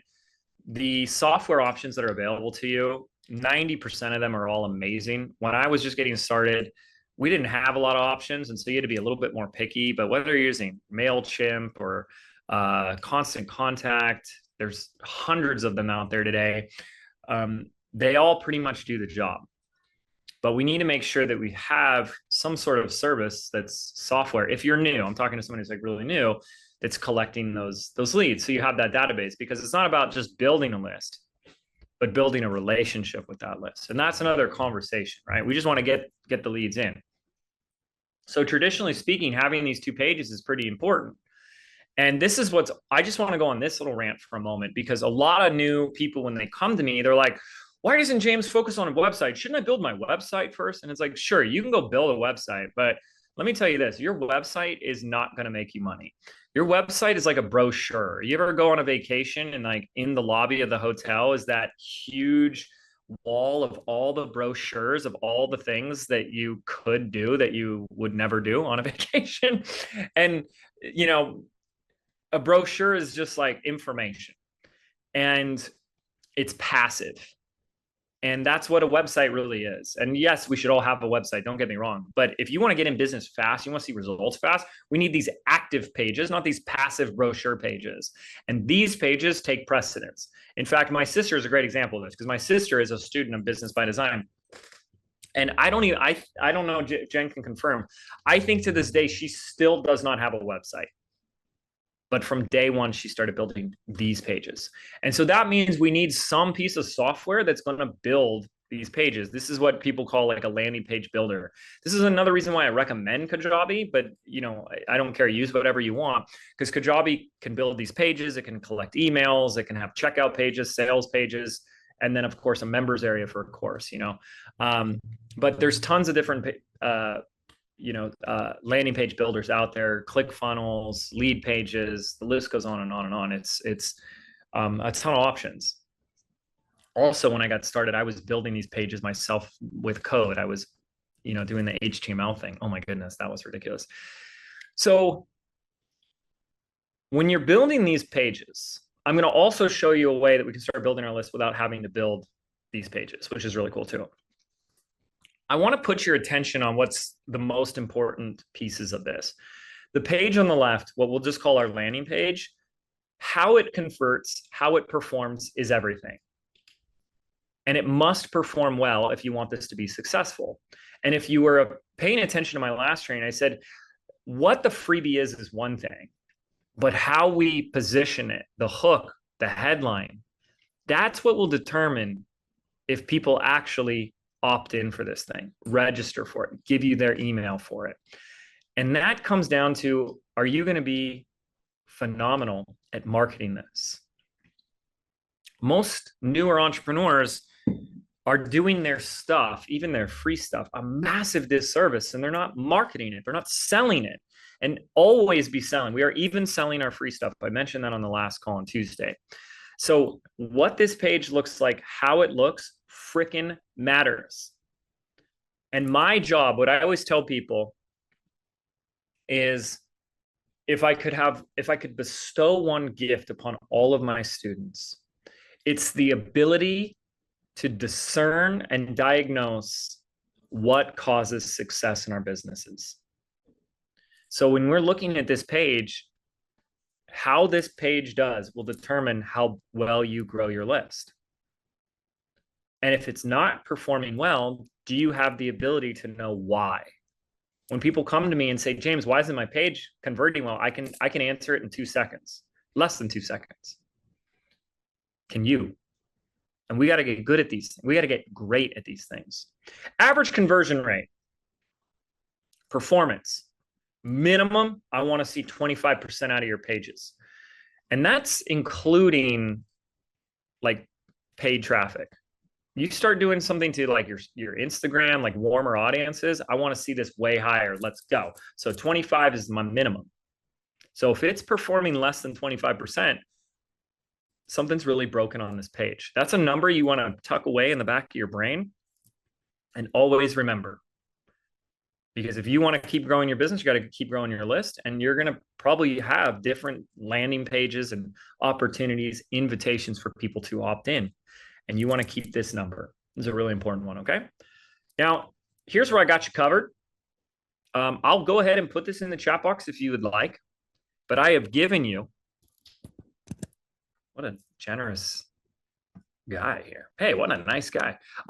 Actually, I'll see if I can put this to Jen or Jilly, and someone else can put that in there because it's a longer link. And I'll put it, Jen, I'm gonna put it in our Google Doc, and then if you wanna, oops, there we go. It's just in a different color. So let me get that to her. And then you can, I think that should be the right link. Okay. So if you guys open that up, you have an entire process, and I'm going to walk you through some things, which is like best practices to create the highest performing landing page. Okay. So let me pull this up and just walk you through like a couple of things with this. Okay. Just so you have an idea of what's in front of you, because this is amazing. And by the way, you want to bookmark this. This is a living document. I update this. Okay. So what we have over here is kind of like the table of contents, and then the content is over on the right. So, just like things like the objective and best practices, like here's some simple things. Over here is the ingredients of what should go on a great high performing landing page. And I walk you through all of these things. And there's 1, 2, 3, 4, 5, 6 major ones. This is so important. I see people just screw all this stuff up all the time. So the headline is the most important, and how we structure that headline. We talked about that in the previous training and how that gets manifested on the page. Here's examples of it to choose from: the tagline, the subhead, your call to action button, The light box is a 2-step opt-in process. This drastically increases opt-in. So you want to make sure you have a landing page builder that has the 2-step. Even the background that you choose, it matters. And then we always want to have a footer. I have examples on here as well, video training on how to build a landing page and additional templates that you can use. And actually, if you were to use the same landing page builder we use, which is called Instapage, the template is built and ready for you to go. You just would have to download it there, which is really cool. So this is a great little reference guide for you guys. It's worth using it as a guide as you build your landing page. But like I said, I'm going to show you today how we can start getting our list, building our leads without actually having a landing page. Isn't that wonderful? I think that's wonderful. So great resource. We got to drive traffic to these pages. Okay. TLC, traffic, leads, customers. And these are the 3 primary ways that we look at traffic generation. First of all, there's organic. Don't panic. It's organic. And organic strategies are primarily based around content. So we're creating content, whether it's on social media like Instagram or Facebook, or content through SEO, search engine optimization, podcasts, YouTube, right? This is content creation. So if you want to hear some really smart advice from your business coach, I want you to hear this. Don't be afraid of paid advertising. You should be afraid of free organic traffic, because, and I'm being cheeky, you shouldn't be afraid of anything, but people go, I don't want to spend money on ads. I don't want to waste the money. I'm afraid to spend the money, but they are willing to spend years, and I'm not even being hyperbole here, of their life and their time on the free stuff. So everything that you want requires something from you. Everything costs something, and it either costs time or money. Now, I'm here to tell you, if you have the right strategy and a plan and approach, you'll always gain more than what you give. That's the goal. Everything will cost you something.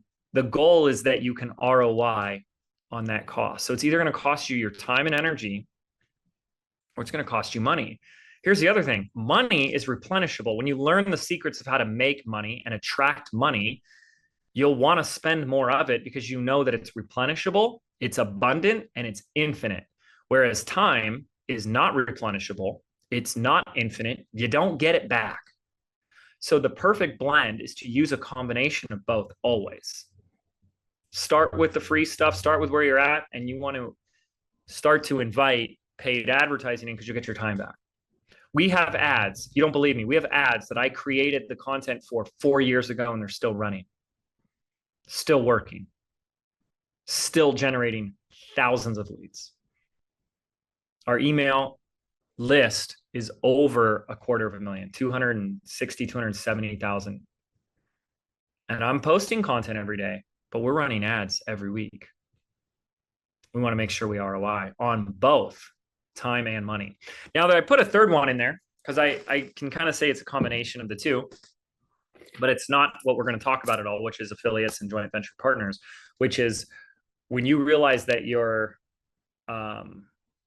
peers, friends, quote unquote, competitors have audiences as well, and you guys can connect and collaborate together, you can build your list massively together.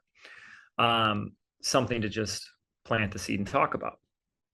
So, a traditional paid ads funnel can start with, we're just driving ads, traffic from an ad to the landing page. So we're not going to talk about Facebook ads particularly in this training. It would be the next step beyond that. But when we worked on Tuesday about how to craft a hook, well, all of a sudden that whole hook that we worked through, that's one ad angle. So we just unintentionally, it was by design, of course, just without you even realizing it, created an ad copy. And you can repeat that process and come up with several different variations and angles for your ads, right? And if you put more money in, you get more traffic, get more leads. Okay.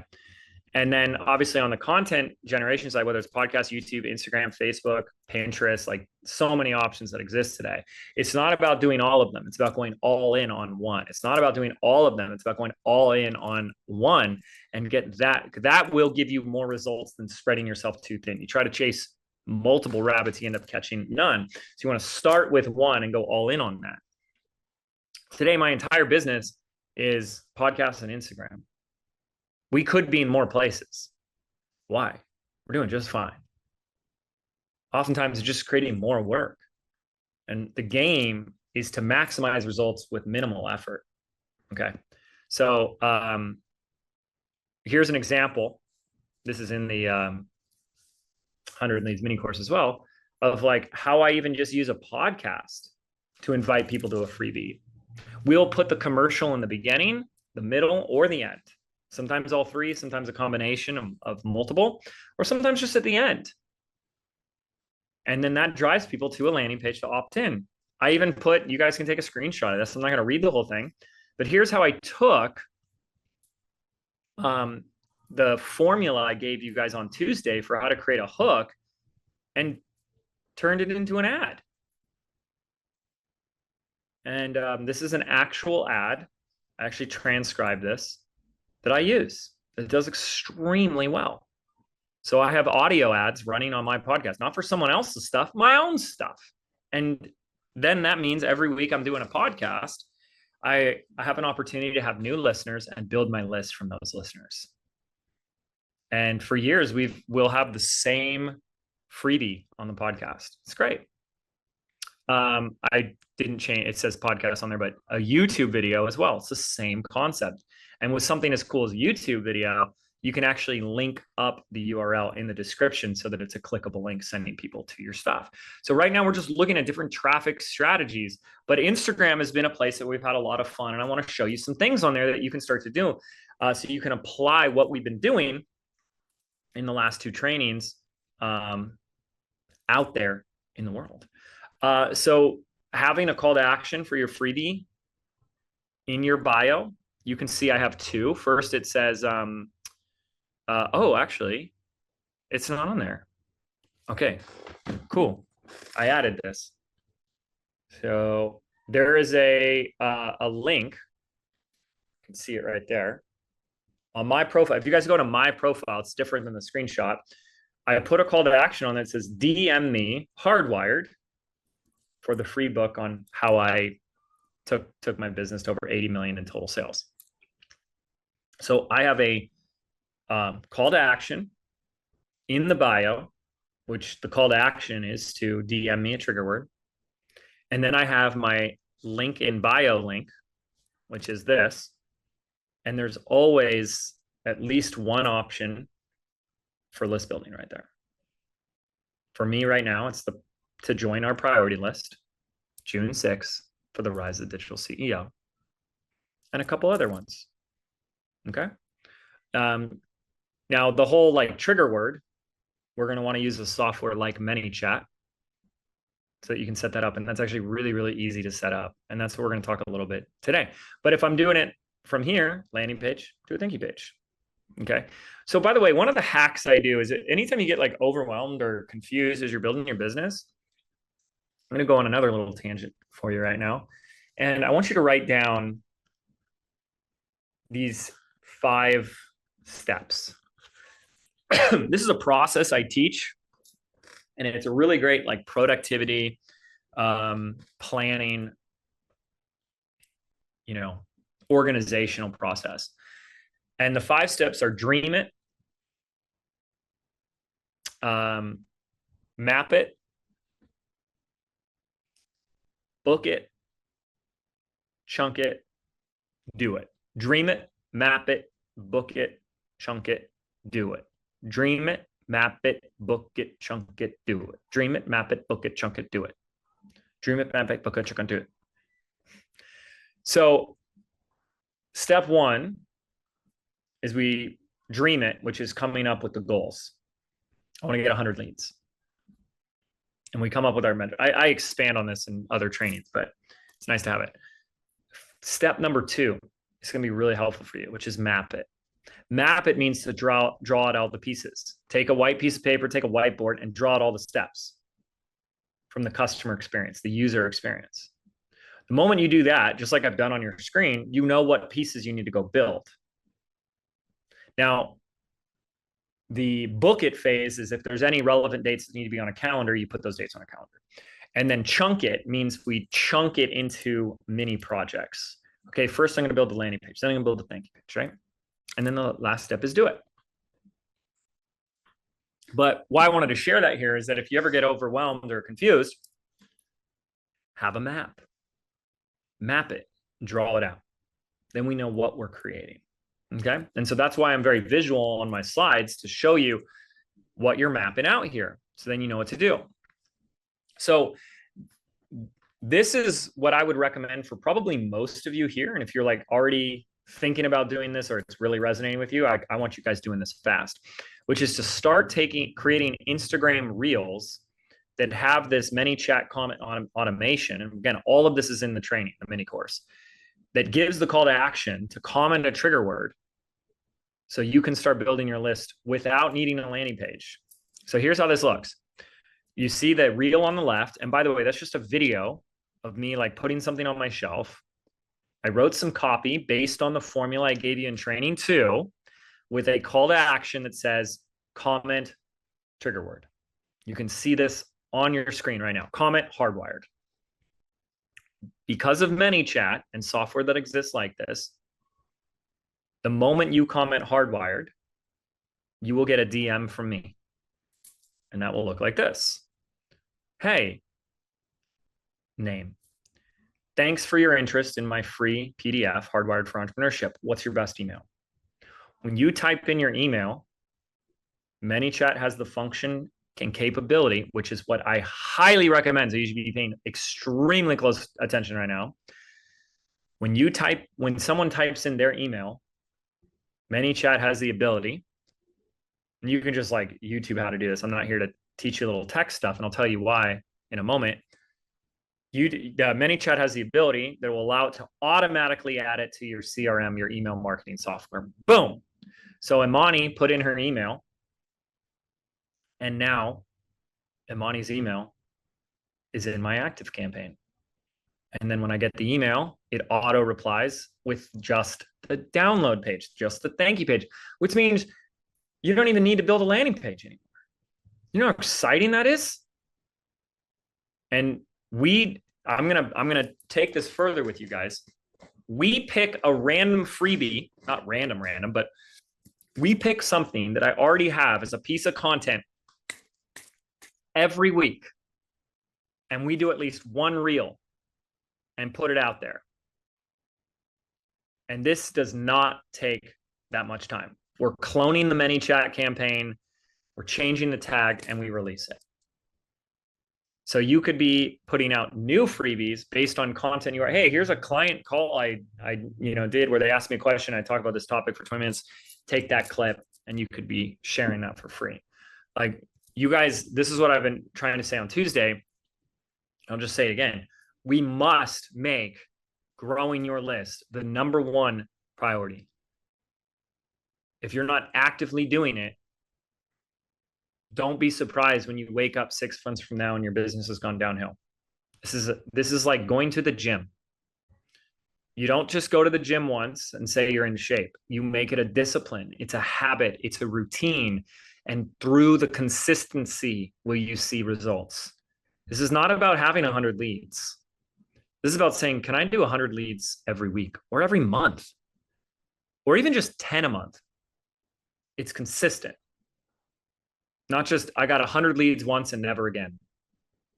Well, okay, for a week, that was great. But now those 100 leads start to die off. So we're constantly looking to attract new ones. So you need to be constantly doing things that will build your list. And I think this is one of the best ways right now. Again, the mini course goes over a ton of other ways and strategies, but for most of you, this is a wonderful strategy that anyone can deploy. And Instagram, same thing, has been sharing a lot of exciting new announcements about Instagram that maybe you've been hearing, that they're making a big push to encourage smaller creatives to lower the bar, so or level the playing field, as they say, so that smaller creators have just as much of an opportunity to go viral as someone who's more of an established account. That is like such good news. That means you could have 1,000 followers and your next reel could get 1 million views. And if you just did this consistently, like if you started doing these type of reels like 1 or 2 a day, you'd start to notice, not that every single one has to be like a mini chat automation, but just start doing this style, B-roll and text, and just start putting great content out there. You'll notice that there's certain types that get more attention, that get more views, get more followers. And that's the one you want to put a mini chat automation on. That's the one you want to do more of. And I'm going to show you another example. So yeah, you just send it a thank you page. I'm going to show you another example. We took the training that you guys went through for your domino belief, and I turned that into a reel. You can see over on the right, 26.1 thousand views. I'm very happy with that. Here is the reel itself. So I took my hook and the language I gave you guys and made it very simple. Look how simple this is. 1 sentence. What if I told you there is 1 sentence that my students are using that's giving them their biggest launches yet? Now, when you read that, does that have you lean in? I'm curious, or lean out? Right? Well, you guys already know what it is because you've been following here, but how's you lean in?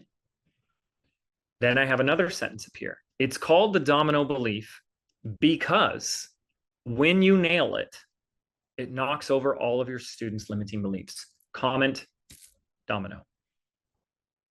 So I got my headline, my hook, my reveal, my call to action. Okay. Now you can also see, just put it on the right so you can read that I kind of expanded upon the same angle in the caption itself. So you can see that over on the right. What you can also see is there's 1,184 comments. Now, what that is people commenting domino and then my replies. So I'm sending you a DM. 592 requests for this training. Now, if, and I don't have this number, if I sent a DM to all 592 of those people. So 592 people left a comment saying domino. If all 100% of them respond with their email, then that means, which probably didn't happen, but I don't know what the percentage is, but it's higher. Then that means I just built my list by 592 people with 1 reel. Let's go. And I'm here to tell you, if you want to tell yourself stupid little stories like, yeah, but I don't have a big audience, then you weren't listening 5 minutes earlier. Stop buying into the stinky stories of limitation and lack. So many people out there arguing for their limitations. Oh, but I don't have a big audience. So that is not a factor. Instagram is not going to say, hey, you have great content, but we don't want to put it out there. It's the opposite. It's, you don't have a big following, but you have great content, so we're going to put it in front of more people. Most smaller creators that are following this process are getting more views than they are followers, which means their stuff is getting pushed out to non-followers. So having the following that you have is irrelevant to the exposure and engagement you could be getting. So you need to be doing this because you have a small audience. Not doing it because you have a small audience. It's all the more reason to be doing this. And I'll tell you, even we are getting views on some videos that's more than our followers. And we have 127,000 followers. And we have a video out there that got 600,000 views. So when Instagram finds great content, they're going to push it out to non-followers. And then guess what? Those people are going to follow you. So you're not just building your list, you're building an audience on Instagram. And when you use the auto DM, trigger word, the engagement just goes up through the roof. So this is like a triple threat, triple win strategy for you. Get great engagement, reach new followers, and build your list. Let's go. Okay, so that's just another example of this. And so what you want to start to play around with is, how can I do this? How can I take little videos? And I'll play the video for you on the next slide, just so you see it. It's so simple. And start doing this on Instagram, and you wouldn't need to have a landing page. In a way, this kind of serves as the landing page. And I think this is the it thing right now. I would be making this a priority, and I'd be getting one out before the end of, well, I want to say this week. It's Thursday, but it's possible. It's doable. Here's the video itself. Okay. The only other thing is there's a trending song on there, and I'm always a fan of having a trending audio on there. It really helps. So I'll just play it for you. And it's just literally a dumb video of me. I filmed on my forward-facing iPhone camera of knocking over some dominoes that I bought on Amazon specifically for this video.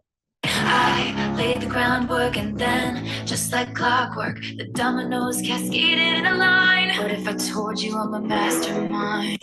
That is the whole video. Rocket science. That's it.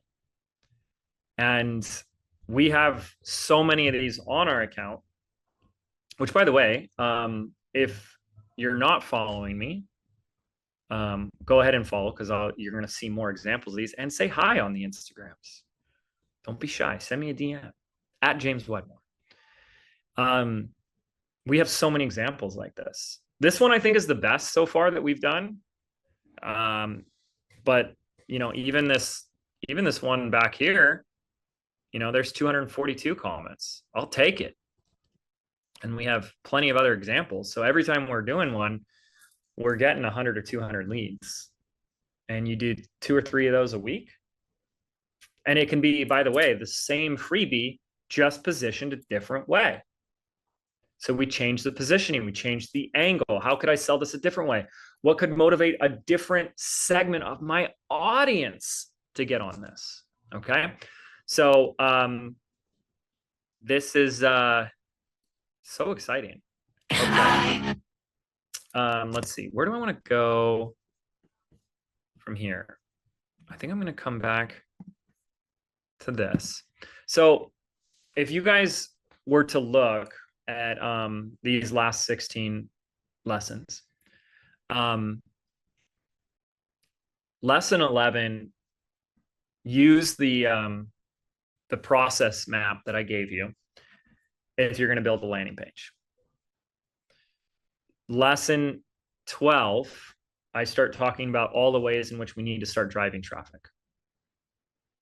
Okay. And you can see in, lesson 14, we talk about Facebook and Instagram. Lesson 13 is where I dive into that weekly freebie lead magnet that I just walked over. So it'll kind of give you a little bit more in depth. But I've also got some additional little bonus list builders. Lesson 15, there's other ways to start thinking about building your list than just creating content, or like a freebie, or like videos, or a PDF. Okay. And I'll save that for you guys to go through that, so you can see for yourself what those 2 ways are. Okay. So I would challenge you to start with some Instagram Reels. Now, it means you'll have to set up ManyChat or something like that, but it's actually really easy. And you can always do a YouTube video. The reason I don't ever want to teach those stuff is because I want to talk to you about the high level strategy and not get into the weeds, because part of our business philosophy is that you, as the digital CEO, because we're training you to be the digital CEO of your business, that's really the only way you can build a business that you actually love. Most people hate their business, and their business is like slowly killing them. And it's because they're not running their business properly. And so to be the digital CEO, your fixation and focus needs to be on the what, not the how. We need to start getting out of the how and stay in the what.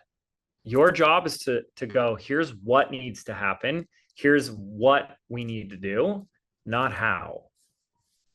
And you can fight me on that all day, all you want, but those that get out of the how are the ones that make more money, because there's no money in the how. And even my little sister, like I said, is a student.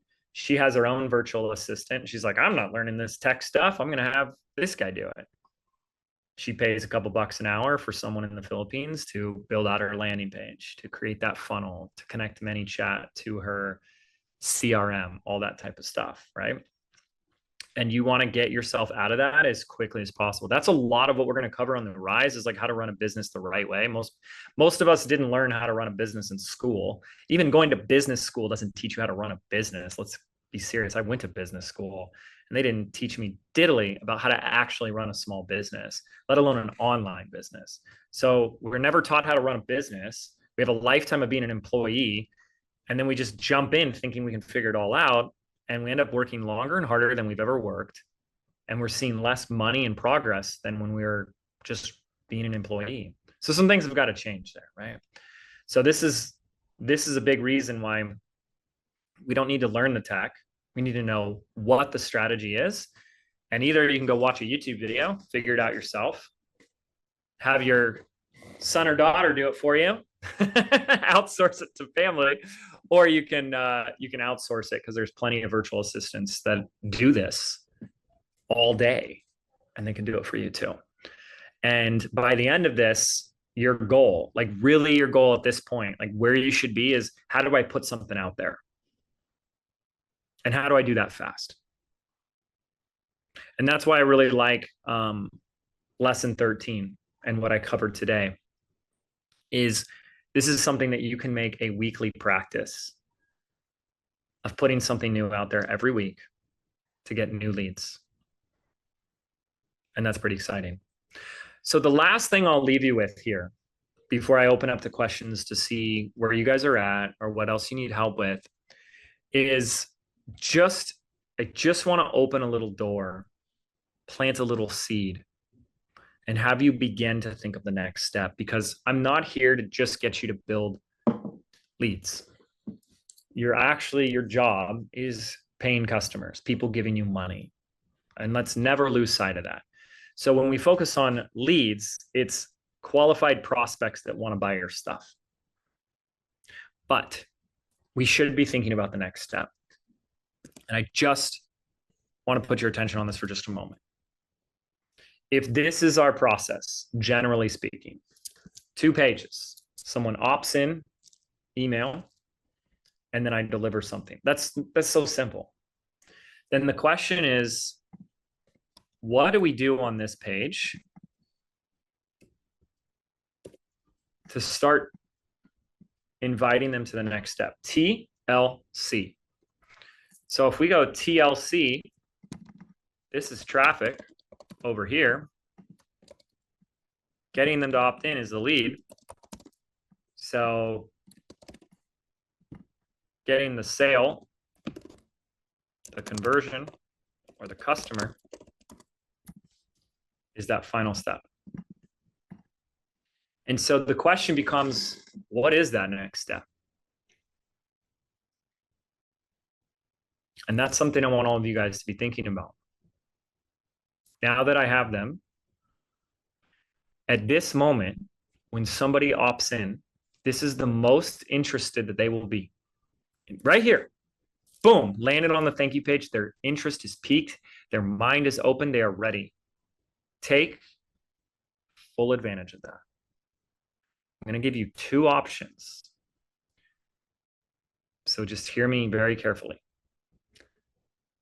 The first, and pretty much the fundamental core sales strategy that we teach inside Business by Design,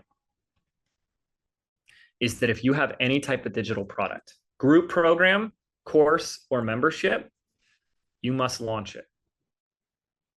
Now, a launch, I've said this before, but write this down. A launch means free content, present an offer, and have a deadline. Free content, offer, deadline. tons of launch strategies. In fact, one of the core like staples of why our students love Business by Design is I give you the Lego instruction manuals, the step-by-step processes for running the most profitable and successful types of launches that exist today. So all you got to do, just like if you're building Legos, take out the manual, put the pieces together. It's pretty awesome. We use it ourselves. Okay. So from here, we either need to invite people to one of those types of launches. Could be a webinar. Could be a challenge. Could be a 3-part live launch. Could be an automated funnel. Many options. Part of Business by Design is helping you choose the right funnel or launch strategy for your market, for your niche, and for your offer, and for your lifestyle too. That's a big piece of it. The other option, if you're like, James, I don't have a course yet. I don't have something for sale yet. Is there an easier way? There totally is. And this might be right for some of you, and it might not be. It just depends on where you're at in your business. If you're really new and you're still establishing yourself and getting your name out there, which is awesome, the best thing we can do right now is get one-on-one clients. Getting a few one-on-one clients is the fastest way that you can make quick money. Okay. And then when you do that, you're getting case studies and content. Your one-on-one clients will help you create some of your best content ever. And as you're helping them, you're going to have more case studies. And then we're like ready to create a group. So if anybody did this right now, they could put a simple call to action on here to reach out to you or send them to a Calendly link to book a free session to talk about the opportunity of working together one-on-one. That's also a process I have inside BBD, is walking people through how to get high-paying one-on-one coaching clients. But imagine how simple that would be.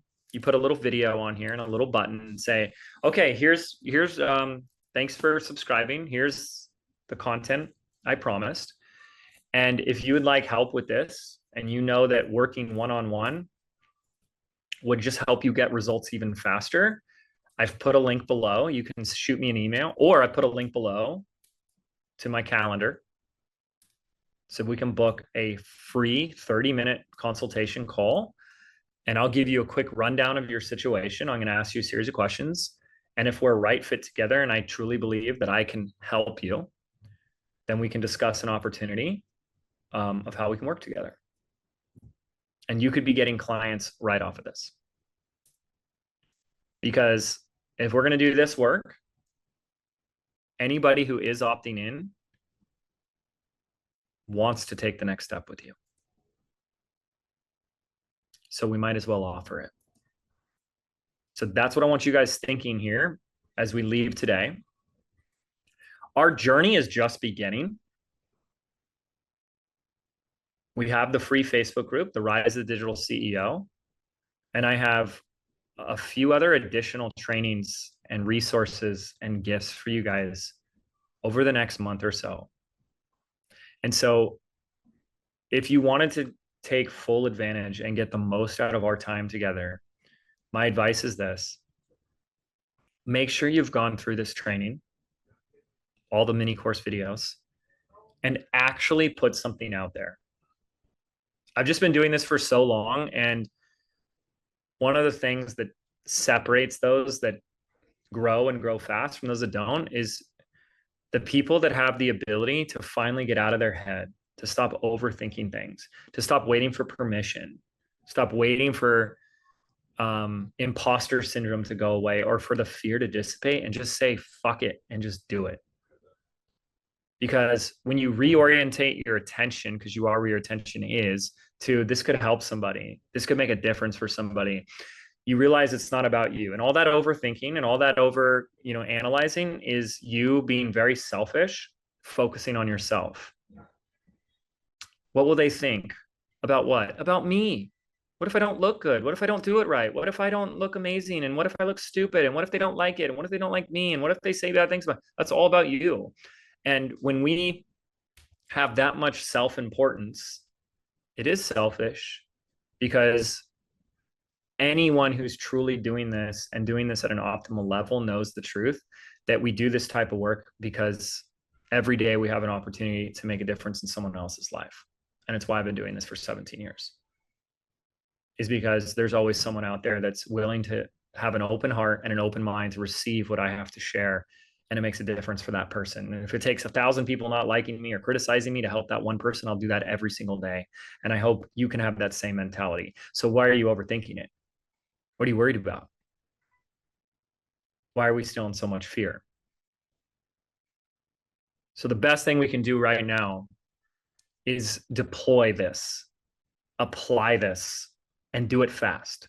Do it while we're in the energy of this training, and get the coaching and the support that you need in our group. My coaches from the Business by Design paid program are in there with me to help you guys.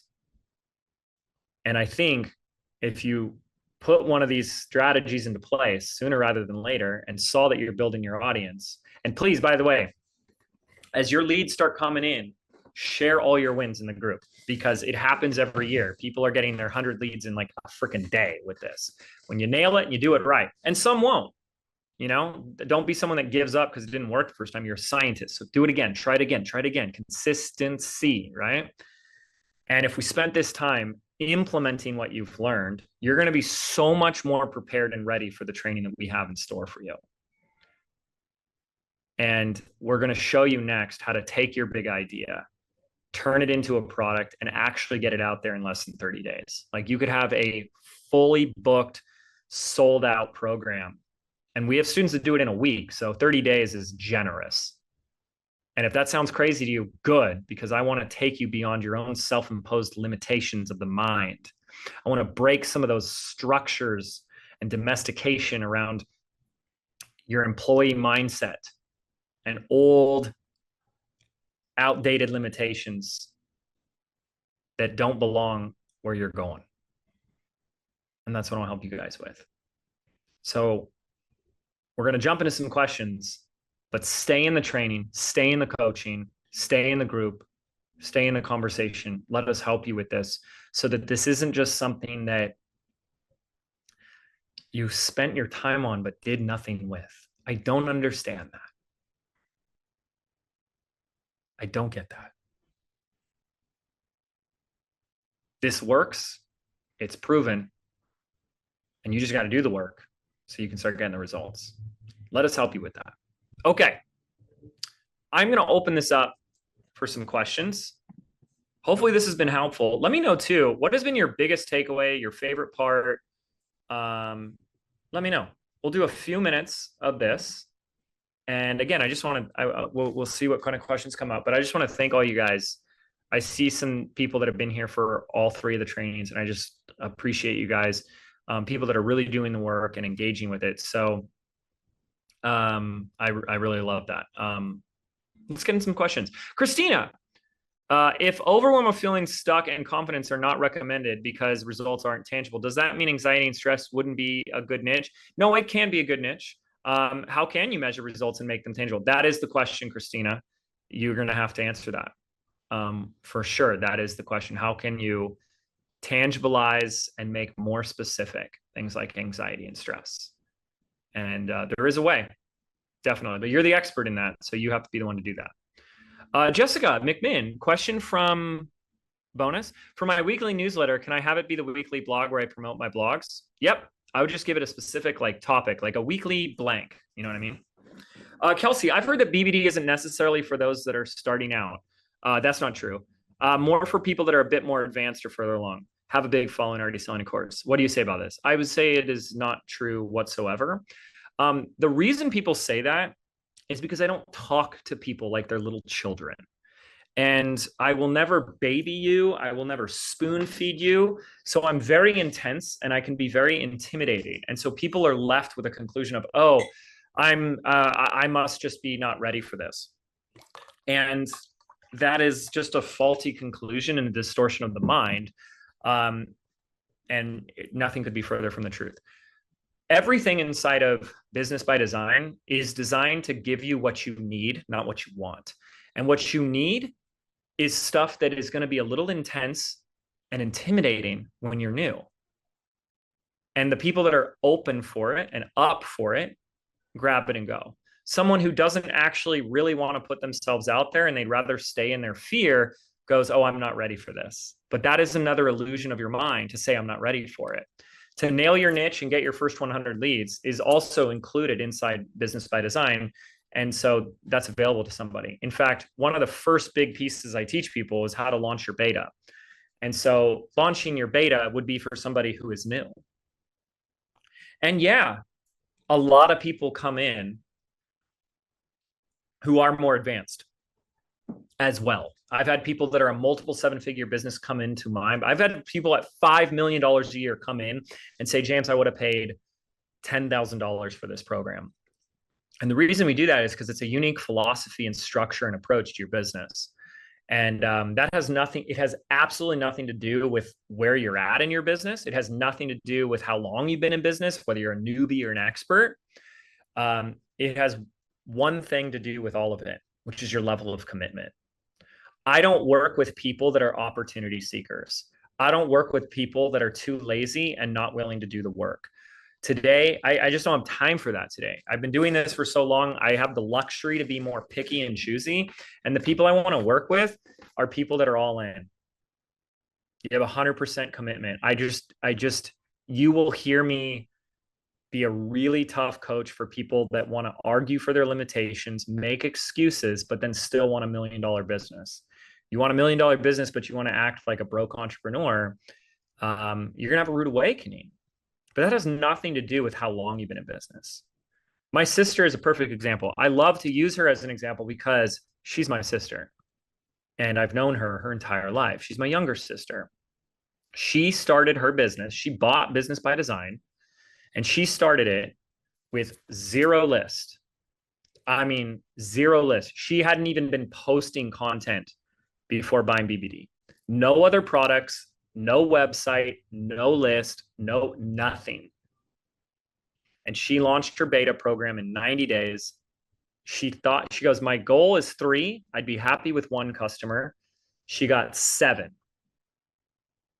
And then a week later, she calls me and she goes, I got a problem. I go, what? She goes, 2 more people want to join my program. I said, I thought you said you had a problem. She goes, well, I've already closed it down.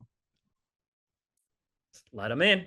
So she got 9 people in her beta, and she's been off to the races ever since then. So what happens is, this is a really big question, Kelsey, is there's people that don't actually want to do the work.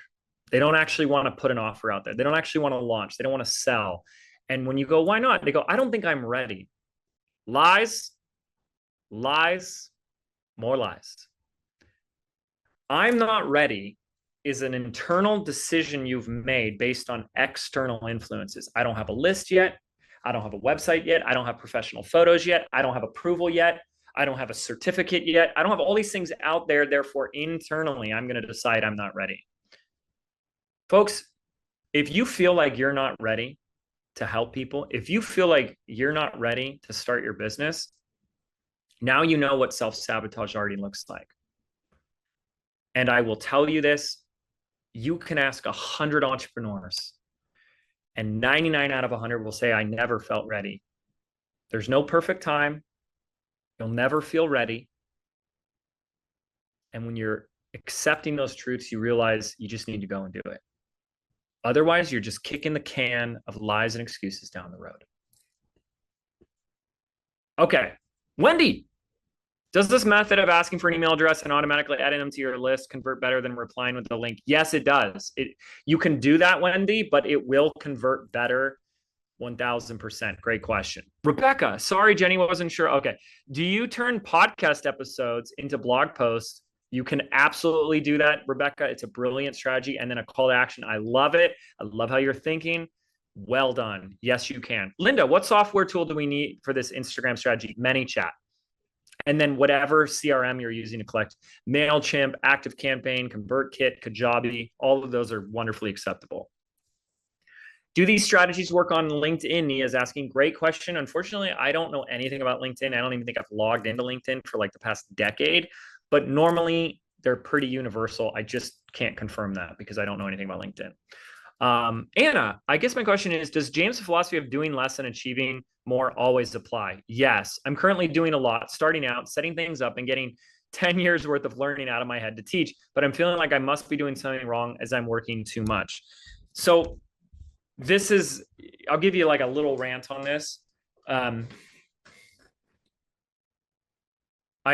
just did a post on this today, Anna. And the short version is this: if you were to write out your entire to-do list of all the things that you're working on and that you need to do, I want you to become aware of the inherent value associated with each of these tasks. Everyone should listen very closely. This is so important. Every task that you do for your business, whether it's answering a customer support email, posting on Instagram, building a website, admin this, that, there, do, all these tasks have a value attached to them. Well, I hate to break it to you, but 95% of those tasks are below your pay grade in terms of the value that they produce. 95% of your tasks on that list are things that provide very little value to the growth of the business. They are not worth your time and they will not make you money. So what happens is that I did this, and this is going to sting. Please, if you've been hanging out and you're here for an hour with me, it's time for some like open-hearted, open-minded truths. If you find yourself in that cycle where you're working a lot and you're not making the money you want, you have used busyness and working as a distraction to keep you safe and stuck. And as long as you have these little busy items to keep you busy, your ego has tricked you into staying in your comfort zone. Because the reality is there are only 5% of activities that truly grow your business. And here's two things about those 5% activities. First of all, those 5% activities that do grow your business take less time and energy than those other tasks. You'll begin to notice that the tasks that take the most time tend to have the least value to the business. Number two, those 5% activities exist outside your comfort zone. Going live and pitching your services, is that inside your comfort zone or outside right now? Doing your first webinar, launching your beta, launching your freebie, asking for someone's email address, is that inside your comfort zone or outside? All the sales you want, all the leads you want exist in activities that are outside your comfort zone, which is why you don't have the leads or sales that you want. And when you can begin to take those things off of your plate, I'm not saying they don't need to get done. I'm saying, do they need to get done by you? And the answer is no. And you take those things off of your plate, it frees up your time and it forces you to do the things that are outside the comfort zone, the 5% activities. If you focus on the 5% activities, you will grow your business faster and you'll be working less, which is why I say the less you do, the more you'll make. The less you do, the less doing that you are doing, the more money you will be making. Because having a business is not having a job. It does not come down to the person that does the most. It comes down to the person that has mastered the ability to identify the highest value activities and work on those and delegate the rest. That's what this whole digital CEO and innovative business philosophy is all about at its core.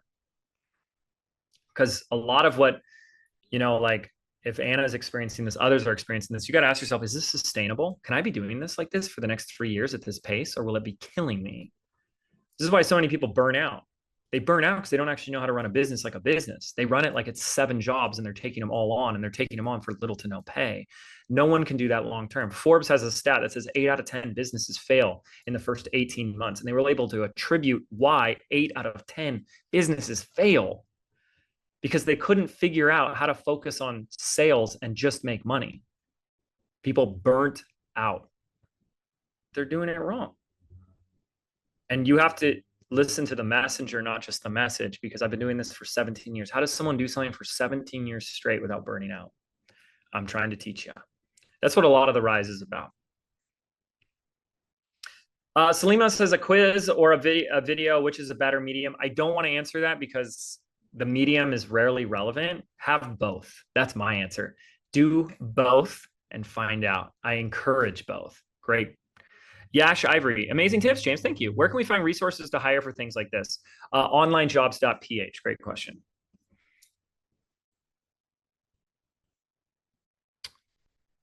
Yeah, Selena says, do you think someone needs an implementer? Yes. Virtual assistant, onlinejobs.ph. Great question, you guys. Let's see. Yeah, Selena also said, what's the best way to get one-on-one clients? I gave the very simple version. Simplest one is one-on-one conversations. You could do this in the DMs on Instagram. You could do this on a 30-minute strategy call. We teach a whole process for that. But, you know, if you don't have one, just start asking questions, get to know the client, see if they're a right fit, and make an offer. Cindy asked a great question. Is your beta launch paid or free? I highly, highly, highly recommend paid. Paid for sure. It's not the same if it's free. There's no skin in the game either.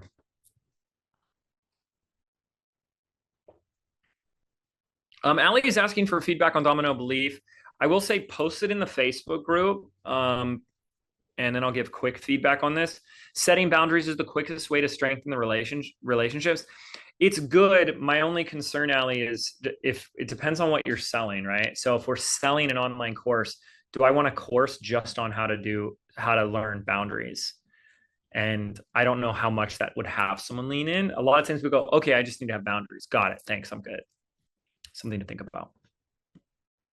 I'm going to do like one or two more for you guys. Okay. And then we'll start to wrap it up. Be mindful of your time. So Victoria says, I'm reticent to change my subscription model from annual to monthly as I have a course worth $3,700 and figure people will strip and go. Well, that's kind of an off topic. Victoria, post that in the group and give me more context and we can have that conversation in there.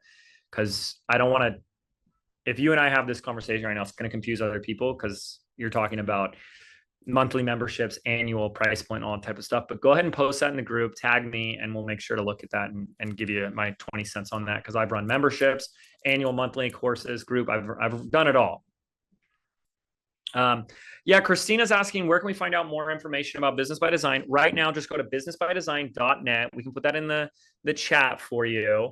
The doors open once a year for 1 week, and that's in June. So it's like it's for a ways off. And then I do 16 weeks of live coaching of me, a team of certified and trained coaches that are incredible, all alumni of the program who run their own businesses. Includes a live event in person, 3 days, which is absolutely amazing. Access to all of our processes, Lego instruction manuals, execution guides, and a lot more resources. And that's all in June. So we'll, get on that wait list so you don't miss a beat on that. And I'll have more information as we progress. Okay. Leora says, will we have continued access to the first 100 leads? I'm going to go ahead and say yes.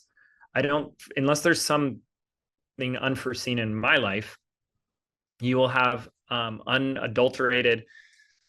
The intent is lifetime access to that. Okay. So yes. I think I'm good on that. Okay. And if you guys have other questions or I didn't get to your question, feel free to put it in our Facebook group. Yeah, that's about it. I want to thank you guys. Show them where the replays are. Oh, show them where the replays are. Okay. Just tell them to look to the left of their screen. So if you look to the left of your screen, it literally says replays, but I can bring it up. So let me share my screen again. And did you tell them they have it for lifetime? Yeah. Thanks, Jen. Okay, so here's your hub for first 100 leads. This is where the live training is. And then this is where the mini course is. And then this bottom one over here is the replays. And they become available pretty quickly. So training 1 and 2 is here. This training will become available pretty quickly. Like it's in the same day, right? Yeah, it's in the same day. Yeah, it just takes a while to render and process, and it's there. And you have your login. So you can like bookmark this. You can come back to this. You also notice that we gave you some little goodie surprises. We've got my Hardwired for Entrepreneurship ebook. Has anybody read that? Will you guys like let me know if you have? I'd be so grateful. People give me feedback about it. Show where the downloads are too. If you click on training 5, you can show them where the domino. Oh, okay, cool. I'll do that. Yeah. So that's a great book. Print it out. Nice little read. I also made an audio version of that book so you can listen to it in the car. If you're still struggling with your niche, we created a training video and a PDF that has 128 successful niches from our students and a really powerful exercise for how to help you nail your niche. And if you go, oops, back to the training, here's the first 100 leads mini course, right? But also there's some really cool resources in here. If you go to lesson 5, we open that up, you'll have the, oops, sorry, the nailing your niche examples. I'll open that up for you. I'm sorry, nailing your domino belief. Sorry, Freudian slip. And here's all these examples of amazing domino beliefs from our students. Here's an example of Monica Little. Monica is a force to be reckoned with. I love Monica. She's awesome. And she helps like Etsy owners and like small business owners that sell physical products. And she's like crushing it with 6-figure launches. And her domino belief is learning how to sell your products online is the only way to grow a successful handmade small business. And she is freaking crushing it. Let me see. Rachel Coons, also very new. Okay, so you guys don't give me this. I'm new stuff. I don't want to hear it. And she has a membership that's like reaching thousands right now. Helps people save money on their groceries. Saving money on your groceries is the fastest, easiest way to have extra cash each month. So simple. So this is a wonderful resource from our students. So thank them because they, volunteered that. And then if you go, I think it's a lesson 11, you'll have the link to the process for the ultimate landing page process. So lesson 5 and lesson 11, you want to make sure you get those resources as well. Yep. So as far as I know, lifetime access, all yours. I am notorious for over delivering. The people that know they're a right fit for Business by Design, they join. They just know it in their gut. Even if they have fear, they trust themselves and they join, and it always works out. And the people that are ready to get a coach and get serious about this, sign up and they work with me.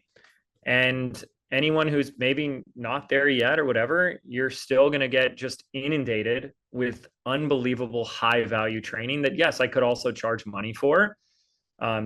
You can probably see, yes, I could be charging for this. I could be selling this. A lot of people tell us this is better than $1,000 courses I get. Well, part of my purpose and aim is to anybody I work with in any capacity. I'm not saying paid, like just someone who wants to watch one video, one piece of content, that it's the best content that they ever experience, that it helps them, that it makes a difference for them. And that's my mission first and foremost. That's why we post so many episodes on my podcast. We're posting so much on Instagram. We're giving you guys all this. So take full advantage of all of this, knowing that it's going to help you make steps in the right direction. And yeah, if you're like, I'm ready to get serious about this, then you're going to be blown away by Business by Design. I don't even need to sell it because well, you'll just see that you'll see as we get closer, the stories of our students and the results they're getting are unfreaking believable. We just had a case study that we dropped yesterday. One of our students is doing $2 million a month. Like my jaw hit the floor. 2 million a month is unbelievable. And a lot of our students are people that never took any other courses or programs. Like BPD is their Bible. And you have lifetime access to that as well. So we'll talk more about that as we get closer, but it's not available yet. It's got live and like kind of evergreen type content. It's a whole adventure we get to go on together. Really fun. So thank you guys. Thanks for hanging out. Thanks for being here today. Thanks for showing up for the other lives. Thanks for your comments and feedback. Thanks for participating in the Facebook group. Keep the conversation alive. I'm going to be in there every day. I'm just like relaxing. We're doing like a wonderful, beautiful little beach vacation in Laguna Beach, my hometown. And I'm going to go to a guitar shop after this. And then I'll just be in the Facebook group hanging out with you guys. So I appreciate you all. Keep up the great work.